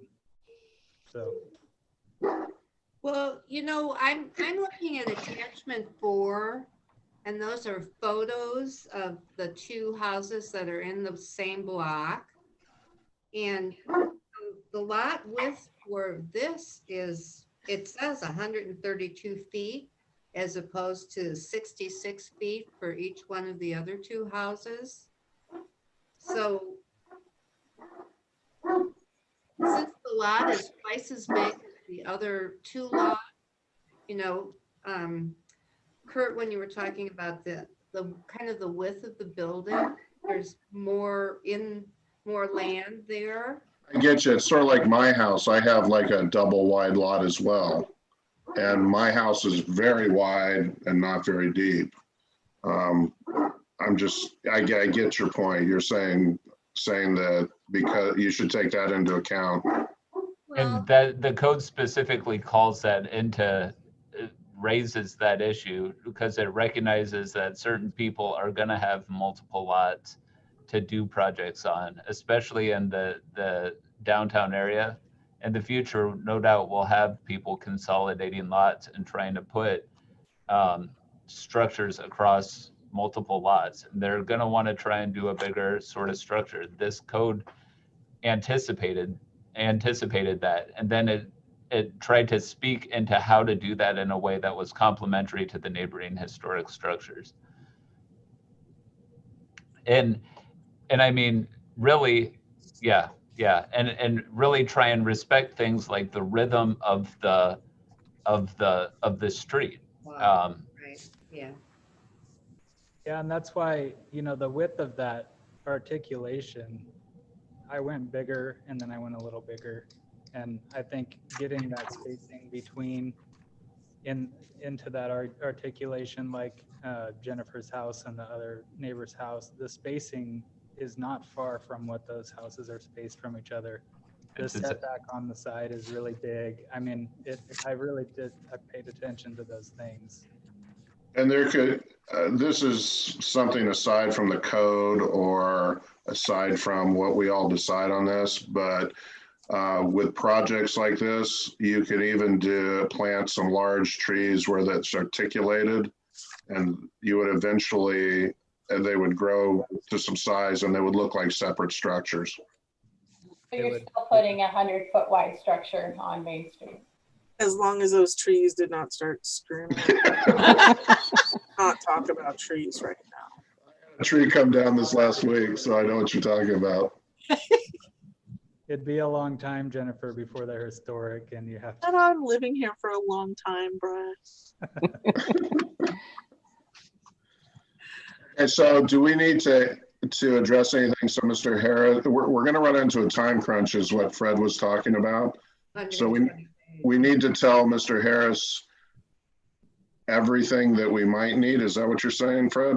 I'm just saying if there's going to be things that for some reason it's going to, if you feel like he needs to provide additional information about that, I would appreciate you folks trying to identify those issues now so he's aware of them, so we can provide you that material so we don't come back in a month and then push out the next meeting another month. So I think you obviously know my objection, but then the other information I think I would like to know is what will the height of the building be, the final complete building?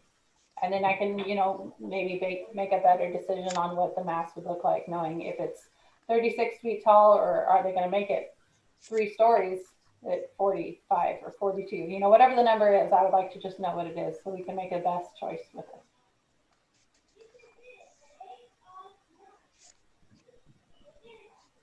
Are you getting, Mr. Harris, that third floor, what's going to go up there? Is it mechanical space or?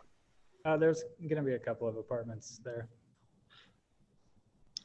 It's not I don't know if it's our place to address it, but we've run into this issue with some other demolition permits. Has the city, and this is more of a question for Fred than Mr. Harris, are they going to have enough parking for all the units so we don't have to tear down buildings like we're doing down the street with Stonehenge? I'm pretty sure we brought that up at previous meetings, and I really want to comment. Like I think I testified, I recused myself at that one, testified and said that was my concern, and it was passed as is. Right. So remember when we were talking about the code, not to get into the weeds, right? But yeah, when we were talking about the code, my big objection to the overlay was the setback requirement for exactly that reason, because I live here and it's a huge problem downtown. Mm-hmm. And I want to be responsible and provide the parking that I need, but I also don't want to give up everything on as far as, you know, the development has to be big enough to make sense. I just was wondering how many more. I mean, with a 2-story, I don't think I'd worry about parking. When you start to tell me there's, and this probably isn't my purview, but I was just curious if you were using that space for anything substantial where it would be a burden to eliminate it, which it sounds like it would be. I am Well, if you look, committed to providing parking behind the building. We will have, I believe we're going to have 20 spaces there. I believe we're going to have 10 apartment units. The requirement is 1 space per apartment unit. So we're going to have double in the back. We're also going to pursue the possibility of side street parking on East Street. I know Fred's been working on a transportation plan, and he thought I'd ask him about it, and he thought there may be a chance that we could have some angle-in parking on East Street to get some parking off of Main, because otherwise I see our tenants parking up that street just from our building, and I don't really want to see that. I'd rather be able to keep those separated off. But yeah, so I believe we're going to have double the parking requirement. Awesome. Well, if we get to that point, we still have to get the hurdle of the demolition. Right, yeah, agreed, yep.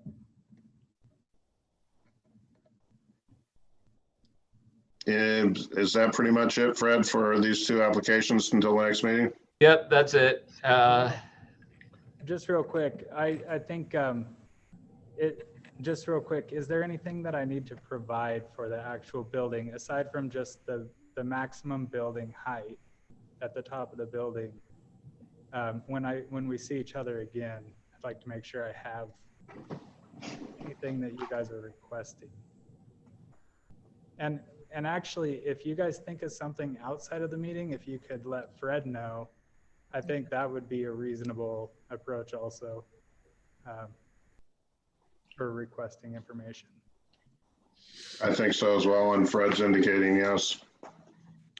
I've been, we've been kind of working through the things. I didn't want to submit something before the new code was passed, but pretty patient. But I also really want to, if this can happen, I want it to happen next year. And hitting the spring window is pretty important. So anything we can do to save time is appreciated, for sure. Okay. Thank you, Mr. Harris, for your time. yes, thank you very much. Thank you. Fred, should we move on to the next agenda item?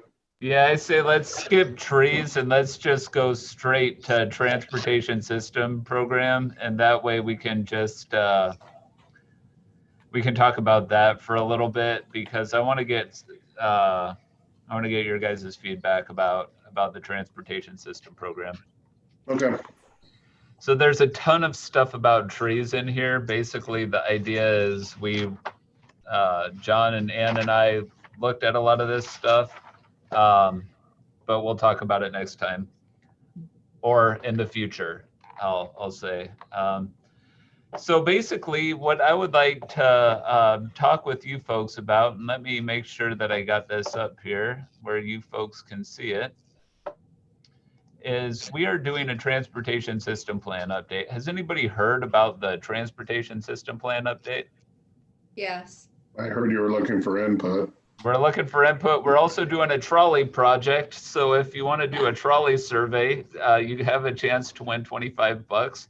Just Google Monmouth Independence Transit Project at SurveyMonkey and Monmouth Transit Independence, or Monmouth Independence Transit Project, and you can take a survey with a chance to win $25.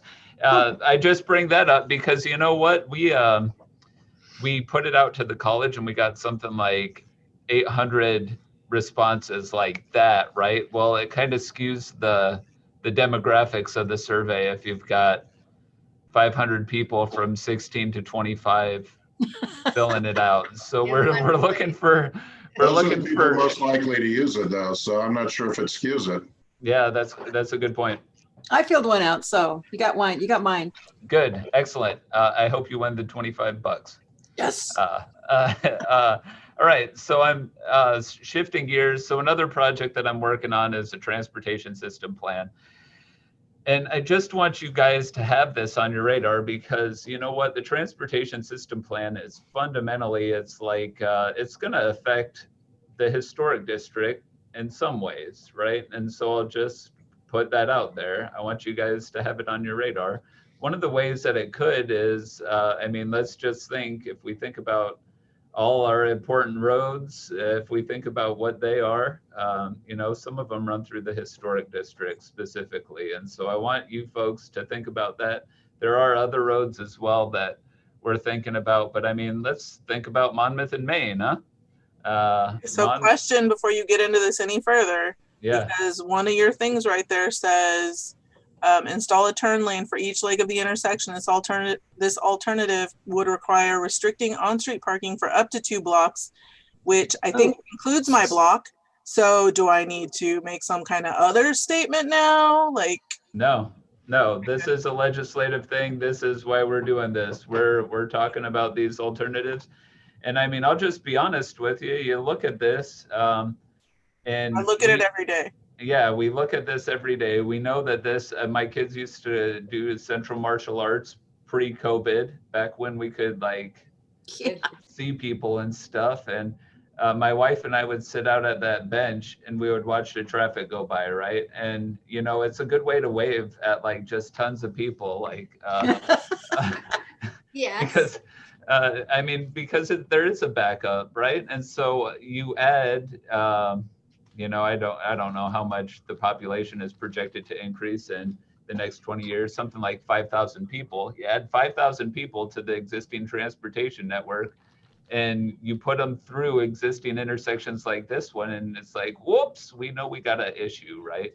And so some of the things, this intersection is a huge intersection for the community. It's important historically, it's important for pedestrian travel, it's important for our vehicular travel. And you know what, when you add more traffic to it, it's going to get much worse, right? It's projected to function at a level of service F. And so we asked our consultant, we're working with Kittleson and Associates on the project, what can we do here at this intersection? And so, yeah, the first one is they came up with, hey, we could install turn lanes. Well, it's like, well, shoot, if you do turn lanes, you're going to take away pedestrian space and parking. It's like, that's not going to be very popular in town. You know, I've heard some people say, well, throw a light in there. Well, the answer is, if you put a light in, then you need the turn lanes to accommodate what's going on with the light, and you get to the same issue. So okay. I have a question. Yeah. Is there a way to make I Street go through instead of stopping at the railroad tracks? You know, it's a great question. Let's try and get my, oh, here I Street, we would be able to hit, I mean, here's I Street right here. This is one of the things that we're definitely thinking about. Well, I Street essentially ends at 5th. So you can't really get too far on I if you did get across the tracks. Now, one of the things that we're thinking about is, trying to improve alternatives to get through town. Now, if you could do something like G to 4th or 3rd and then have a safe way to get on Monmouth, that would potentially get some traffic. You could put a light on Monmouth. I just want to say something about the downtown and traffic and pedestrian use and parking. I think that your goal should be looking for alternative routes, because we can't lose any parking. We can't lose any pedestrian use. And I'll tell you what, as a pedestrian downtown, I certainly wouldn't want people driving any faster, because I've almost been hit several times as it is. Yeah, I have 20 too. miles an hour in front of my house is a Yeah.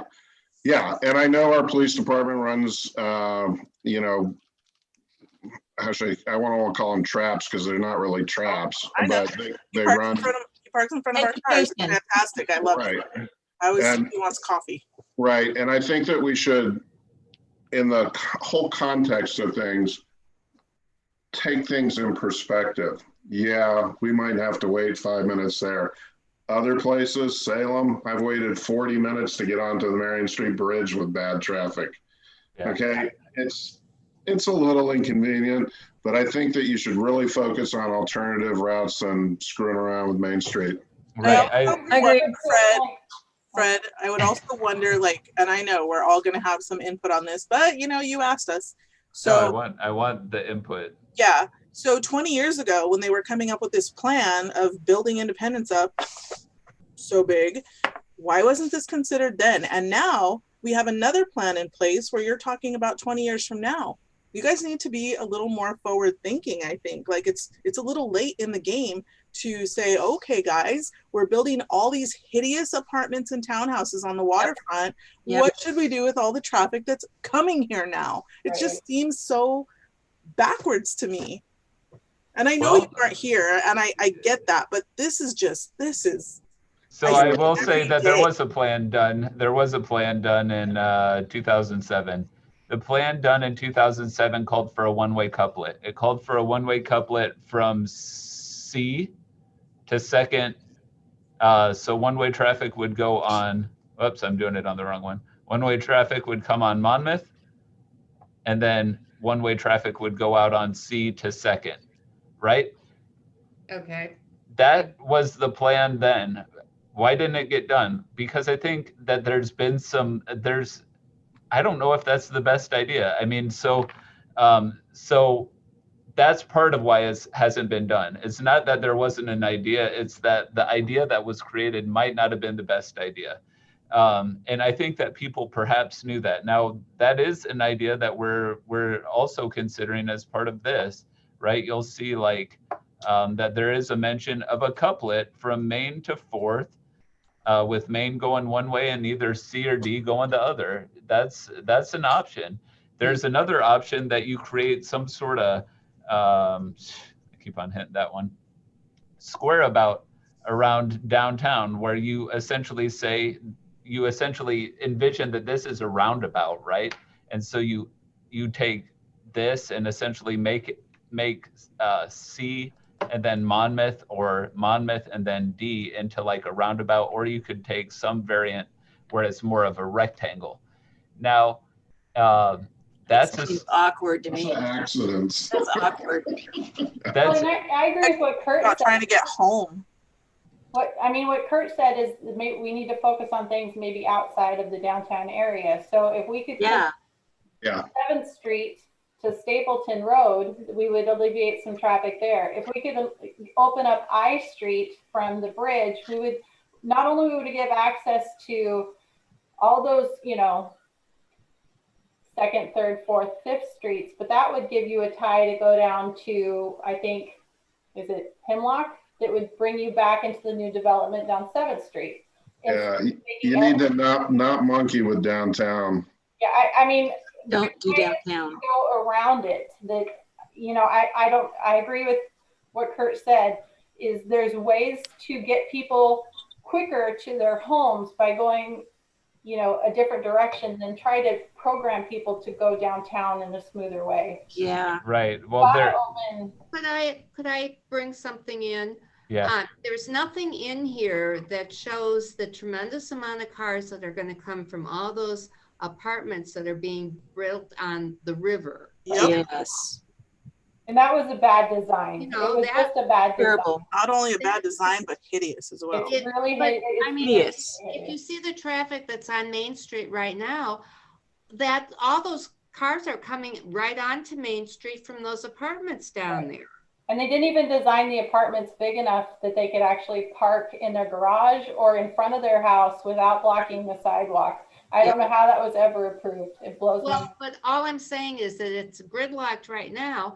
Plus, how many apartments are down there, Fred? Do you know? Aren't there projected to be something like 300 of them? It's not 300. I can't remember the exact number. I think they were talking about 300 residents. No. If they have one car, that's 300 cars coming off of what? C Street. 2 streets trying to get onto Main Street. But to afford to live in there, they're not going to have one car. You're going to have multiple families living there. Well, okay, but they're going to still have to go on to Main Street. Yep. Right. Either off of Austin. No, I'm agreeing with you, Ann. Yeah, I think we're all We're agreeing. planning. I think that's the big place that all the planning should be done immediately.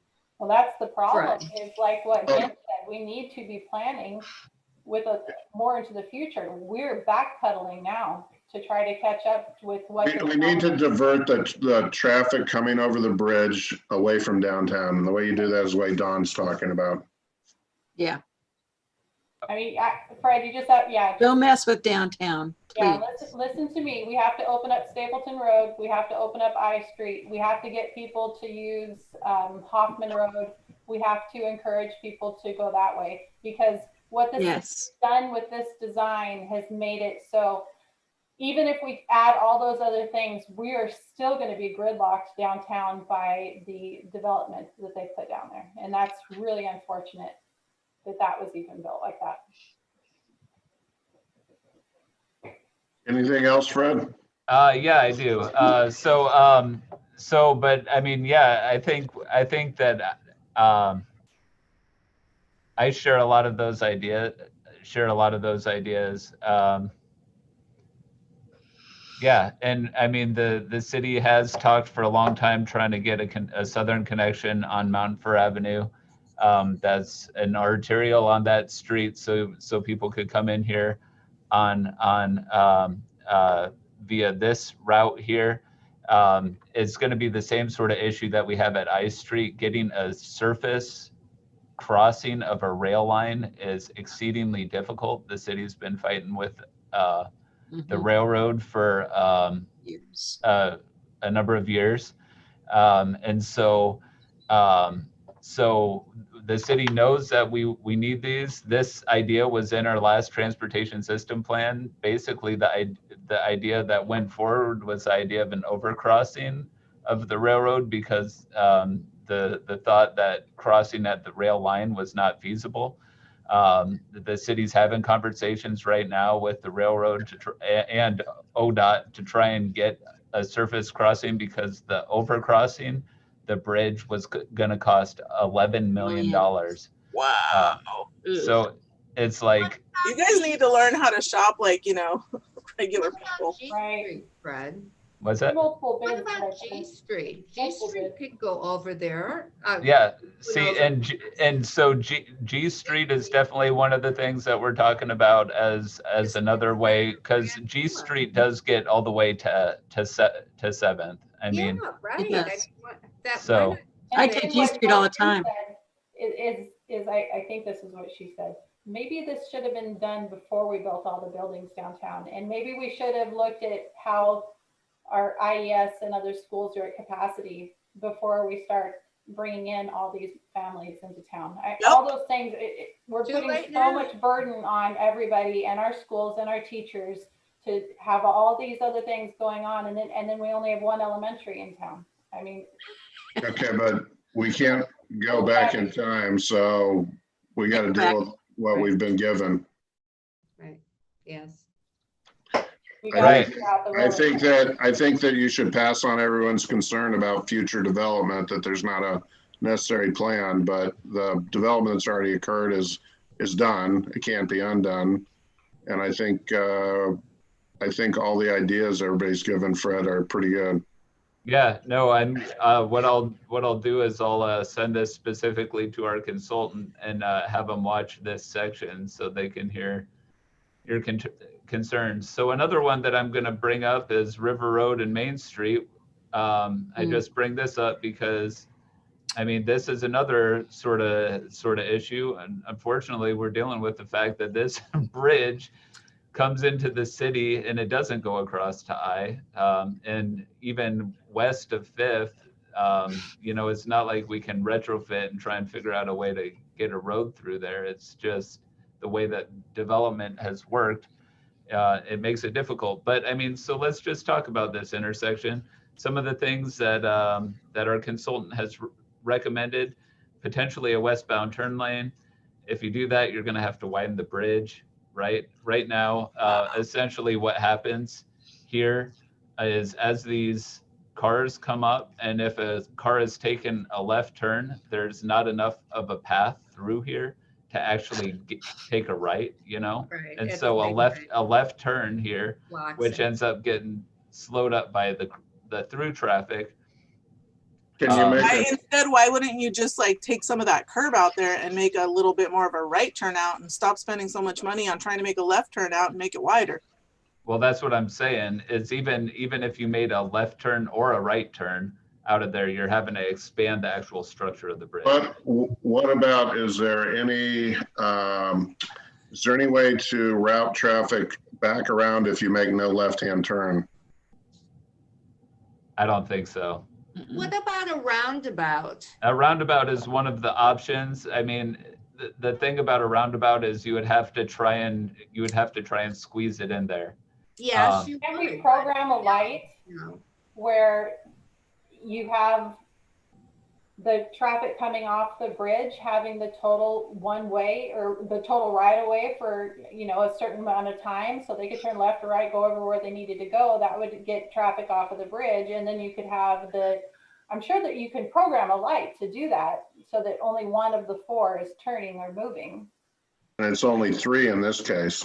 Yeah, No, so there's a fourth leg to this thing too. Is there? The I Street is Yeah. really the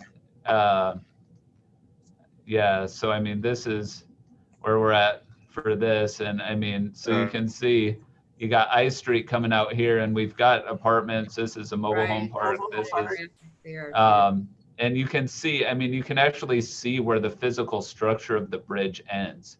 So Yeah. that's like maybe 2 car lengths before you're Right. actually. So then all that sidewalk there, couldn't it just go and you make a right turn lane without costing $11 million? No, because you're still going to encounter the same issue. Whereas if like more than 2 cars back up here, you're not going to be able to get right at all. But again, if we have a stoplight there, which is fine, you put a stoplight there, you have the traffic coming off the bridge having the total right of way for a minute, then every other block has to wait, and then we just take turns. Eventually, hopefully, we'll figure out a way to get over the railroad tracks on I Street and get us over there. But I think even then, when we can drive straight across, we'll be reducing some of the congestion downtown, and there may be a way of developing the railroad track crossing that would make cars have to slow down. And I'm sure there's a way that we could do that so the cars aren't just speeding off of the bridge, forgetting that they were once at 55 miles an hour going into a residential area, knowing that they're going to be going up a slight ramp or whatever we could do to build that bridge. I just don't think it's impossible to get over the railroad track. Right. I mean, and I'm not saying that it's impossible, but I am saying that for a lot of years, the priority has been more Mountain Fir Avenue than it has been I Street. And part of that is the potential connections that can be made off of Mountain Fir into the new development down here. Yeah. Because this is even designed for an arterial road as this is continuing over this way. Well, I think both are a good idea. I mean, I would including one for the other. And if we're thinking 2040, we're going to have to be thinking big. Right. Because I don't see this area back here getting any smaller. Right. Yep. So that's one of the options. I mean, I'll bounce the idea of a signal off of Art Consultants. Did they look at a roundabout? I mean, they did. Yeah, that's on the list. Roundabouts really work in situations like I was head of Transportation Commission in Selwood for many, many years, and I did a lot of work on traffic and transportation. And roundabouts can really unplug things. They do a really good job of unplugging things. You're exactly right. And I personally think that this would, if you could figure out how to make it fit, it could be potentially a good location for a roundabout. Also, I'll just say, like, if for some reason it didn't work here, given the proximity to the bridge, looking at something like a G Street and putting it at a G Street and then doing the turnaround like Curtis is talking about could potentially be an idea as well. I don't know. I don't know. I mean, all of these are alternatives right now. We're just trying to consider all of these things because they're complicated issues. Yes. Basically, why is the city like it is right now? Well, I'll just say, I mean, we look really flat, right? it seems like we should be able to handle this, no problem, right? Well, we got a railroad here. That's one barrier. We got a creek right here, South Fork Ash Creek, right? We've got another creek right here. And we've got a river, right? We've got a rail line that divides this right here. And then we've got a whole bunch of sewage lagoons. Right. And so you combine all of those things, and the amount of connections that we actually have are very small. And so one of the things that we're definitely trying to figure out as part of this is how do we actually connect stuff back well. Now, okay, I'm just going to bring up one more. So, okay, access to the southwest area. You can see this whole idea of the mountain fir, all of this sort of stuff. One of the things that I just want to bring up to you folks, because I'm sort of thinking about it, is each of these places is going to connect north into Monmouth Avenue. Okay. Right? It's just fundamental. And so the question then becomes, what do we do with the Monmouth corridor? Are we going to install like a light every now and again? Yeah. Are we going to do something like a two-way left turn lane? If we install a light, I don't think, because it's a state road, we're not going to get very many of them. We might get one more light on the thing. Are we going to install a two-way left turn lane? And I'll just show you, we have a two-way left turn lane essentially from the bridge at Ash Creek all the way out to the end of city limits. You know, that's what this red is. You can get a sense of, you know, you can pull into it, take a left turn, you can pull into it as you're coming out of the neighborhood, everything like that. But we don't have it from the bridge into downtown. Is the right-of-way narrower? Is the right-of-way narrower in the other section? We don't have the turn lane? It's slightly from the curb to curb width, it's slightly narrower, but we have parking along it.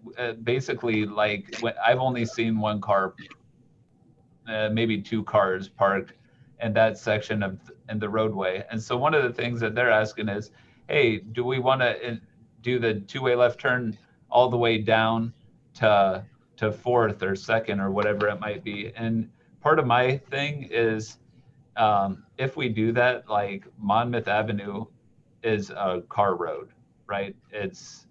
I mean, that's what that feels like, because, you know, when you get past the bridge, it feels like it's a place for cars. Even the bike lanes that exist are not the best bike lanes. And so I guess sort of throwing it out there, and I don't know what the best answer is, but what do we want for this corridor? What is our vision for this corridor? And I bring this up especially to you folks because, you know what, it's a historic district. I think you're going to have to do multiple approaches. You're probably going to have to do one light. You're probably going to have to put a middle turn lane. I don't like the idea of a middle turn lane down towards downtown. To me, that just seems so, I don't know. There are other alternatives that seem better to me. I think if we can solve the issues with Mountain Fir and G Street and maybe the roundabout that Ann was talking about at the end of the bridge, yeah, you should have a better idea. What is our plan with the sewage ponds? Are we moving those to develop that area? No. Okay. So I was just trying to think of ahead construction that the city may be looking at. I think the whole traffic flows, when you do all the work that Dawn said, you know, you should focus on, what you think is going to happen is going to be different than what actually happens.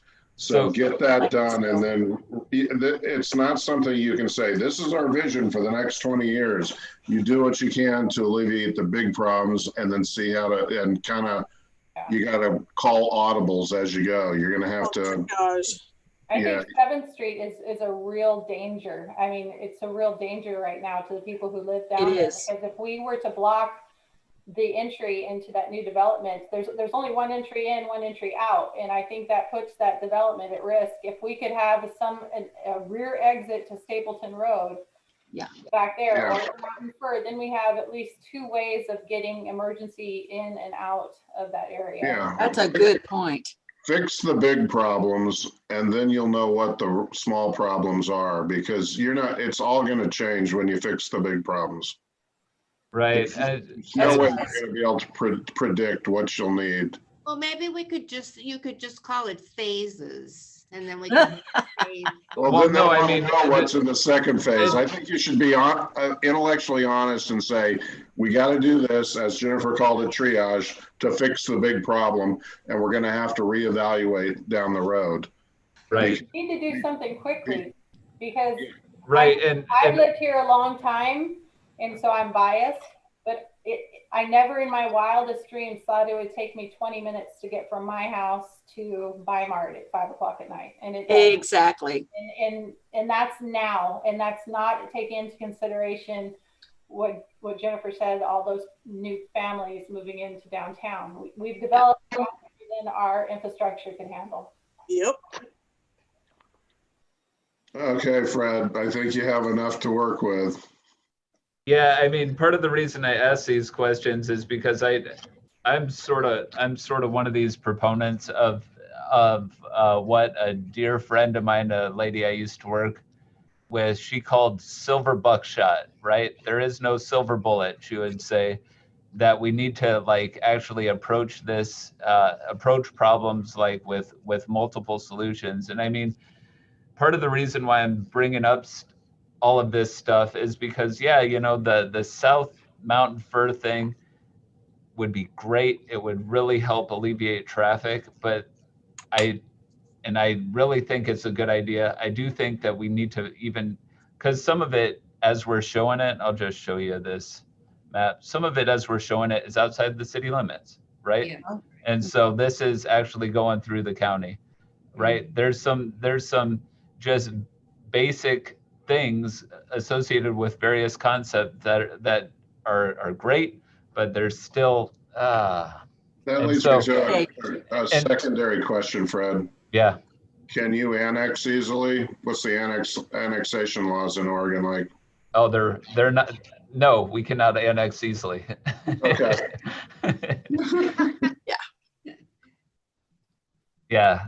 So I mean, so when I bring up things like, you know, like trying to figure out 7th or even Monmouth corridor, you know, part of it is, yeah, Don's right. We're going to need to address some of these issues sooner rather than later, even though we know that some of the further out options are great options that would help us a lot, either due to cost or whatever it might be. Well, can't we get our county commissioners on this and get into county lines and develop these things as a team? Yeah, I mean, potentially, and they're definitely sitting at the table with our folks trying to get the railroad crossing. So yes, it's definitely something that we're trying to do. I mean, transportation is not cheap. No. Nothing is these days. Nothing's cheap.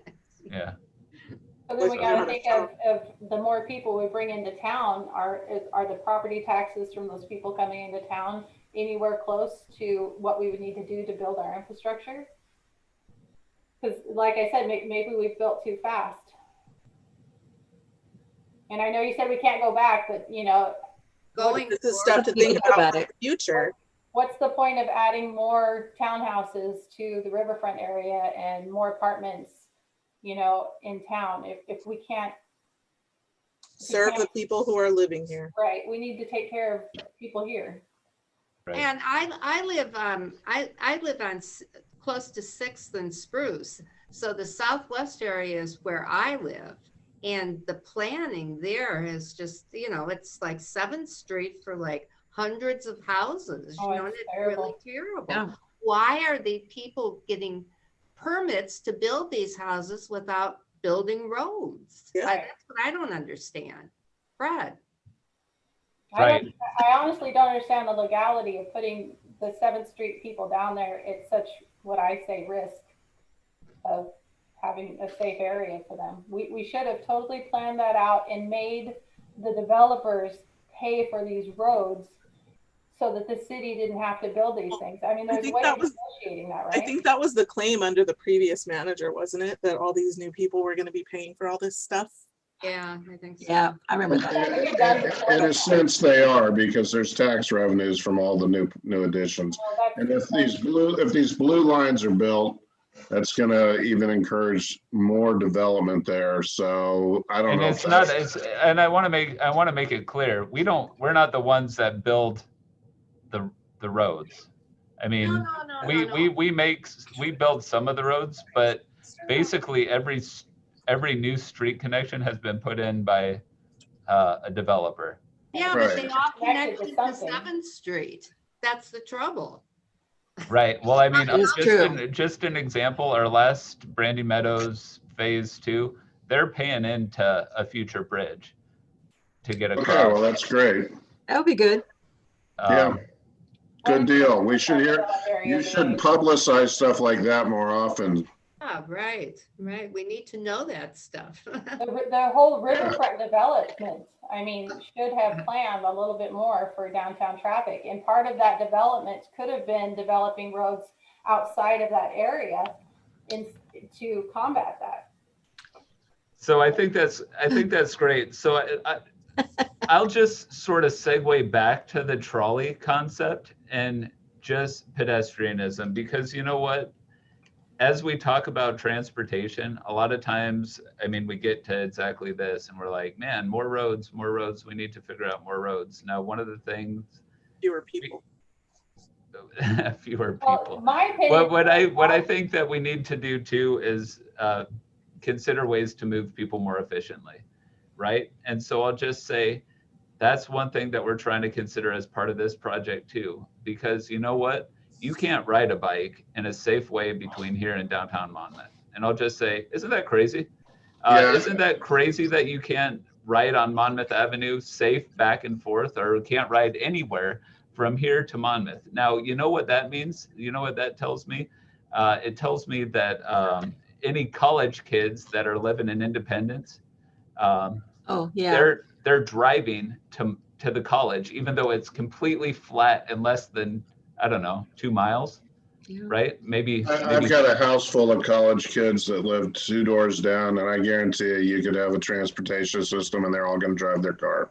Don't they have like a little wolf bus that drives them around? They have one of those little wolf ride or whatever. Yeah. I've seen it around. Yeah, but it's not for transit purposes. It's not for now transit. Another thing is, you know, Chariots runs through here, but do any of those students ride transit? They're all these are kids that grew up, my generation grew up driving to school. My kid's 19, he's not getting on a bus. The city should spend 1 dime on a trolley when we can't figure out, when we don't have any money for roads. I agree. I agree with that. The trolley is just situation before we get. And we're still paying for Minot, and the sewage problems are still. The trolley is window dressing, Fred. Yeah. The trolley. I love the trolley, but we got to take care of these other things first. Yeah. So the trolley's not. You're not going to get a bunch of Western students riding the trolley. Okay, they're going to look at that like, that's so not cute. So I'm sure if they could get down to Independence to, you know, some of our establishments, if they ever reopen, then a trolley might be beneficial if you run them really late on the we also have at night. The Crush bus, whatever, that takes people around for drinking. The Wolf will come pick you up whenever you've been drinking. The Wolf takes you. I mean, I heard the trolley is a big deal because they want to get people from Winco to Western, but they have the Wolf transportation. But what we really need to focus on is our roads. We need to make it more drivable. Yeah. The roads, Fred. Yeah. That's a consensus. Yeah. Stop the trolley. Move on. I love the trolley, but Okay. roads first. Please tell me we're nearing an end to this, Fred. yeah, we can be done. The endless meeting. Yeah. It's nice seeing everybody, though. Yeah, it is. Yeah, it is. Hi, guys. Talk to somebody else other than my mirror. Or a bunch of little squares on a screen that have no cameras on. I was telling Fred before the meeting, I've been evicting skunks. Does anyone need any skunks at their house? Because I can bring them over when I catch them. Woo. No. I didn't know. I thought Well, I thought I had skunks, but I learned that it was just my neighbor smokes marijuana, and I smell. So, Not too I long. love skunks, but I was wrong. They eat rodents and all kinds of lovely bugs. Are you sure Okay. it's skunks, Kurt? Because it could be something else. I've caught 2 already. Okay.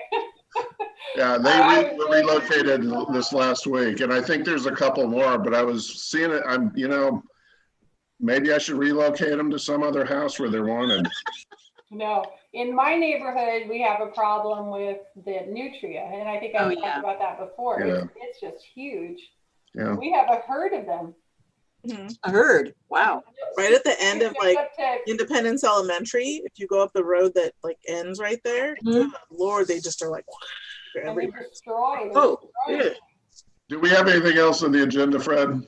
water rats. I think I'm going to call this meeting adjourned. The public hearing's still open, so anybody have any issues that they think they thought of questions that are good for Mr. Harris, tell Fred. I have one thing before we adjourn. Do we need to approve the minutes from the last meeting? Yeah, I was going to ask that too. Oh, I skipped right over that. Okay, do we have any questions about the minutes? No. I'm ready to entertain a motion. To approve the minutes as they are from the last meeting. I second. Any discussion? All those in favor? Hi. Did we lose John? Yes. Okay. Any He said opposed? we're not talking about trees, and he was out of here. Poor guy. Okay, so now I call the meeting to a close. We're adjourned, and see you all next time.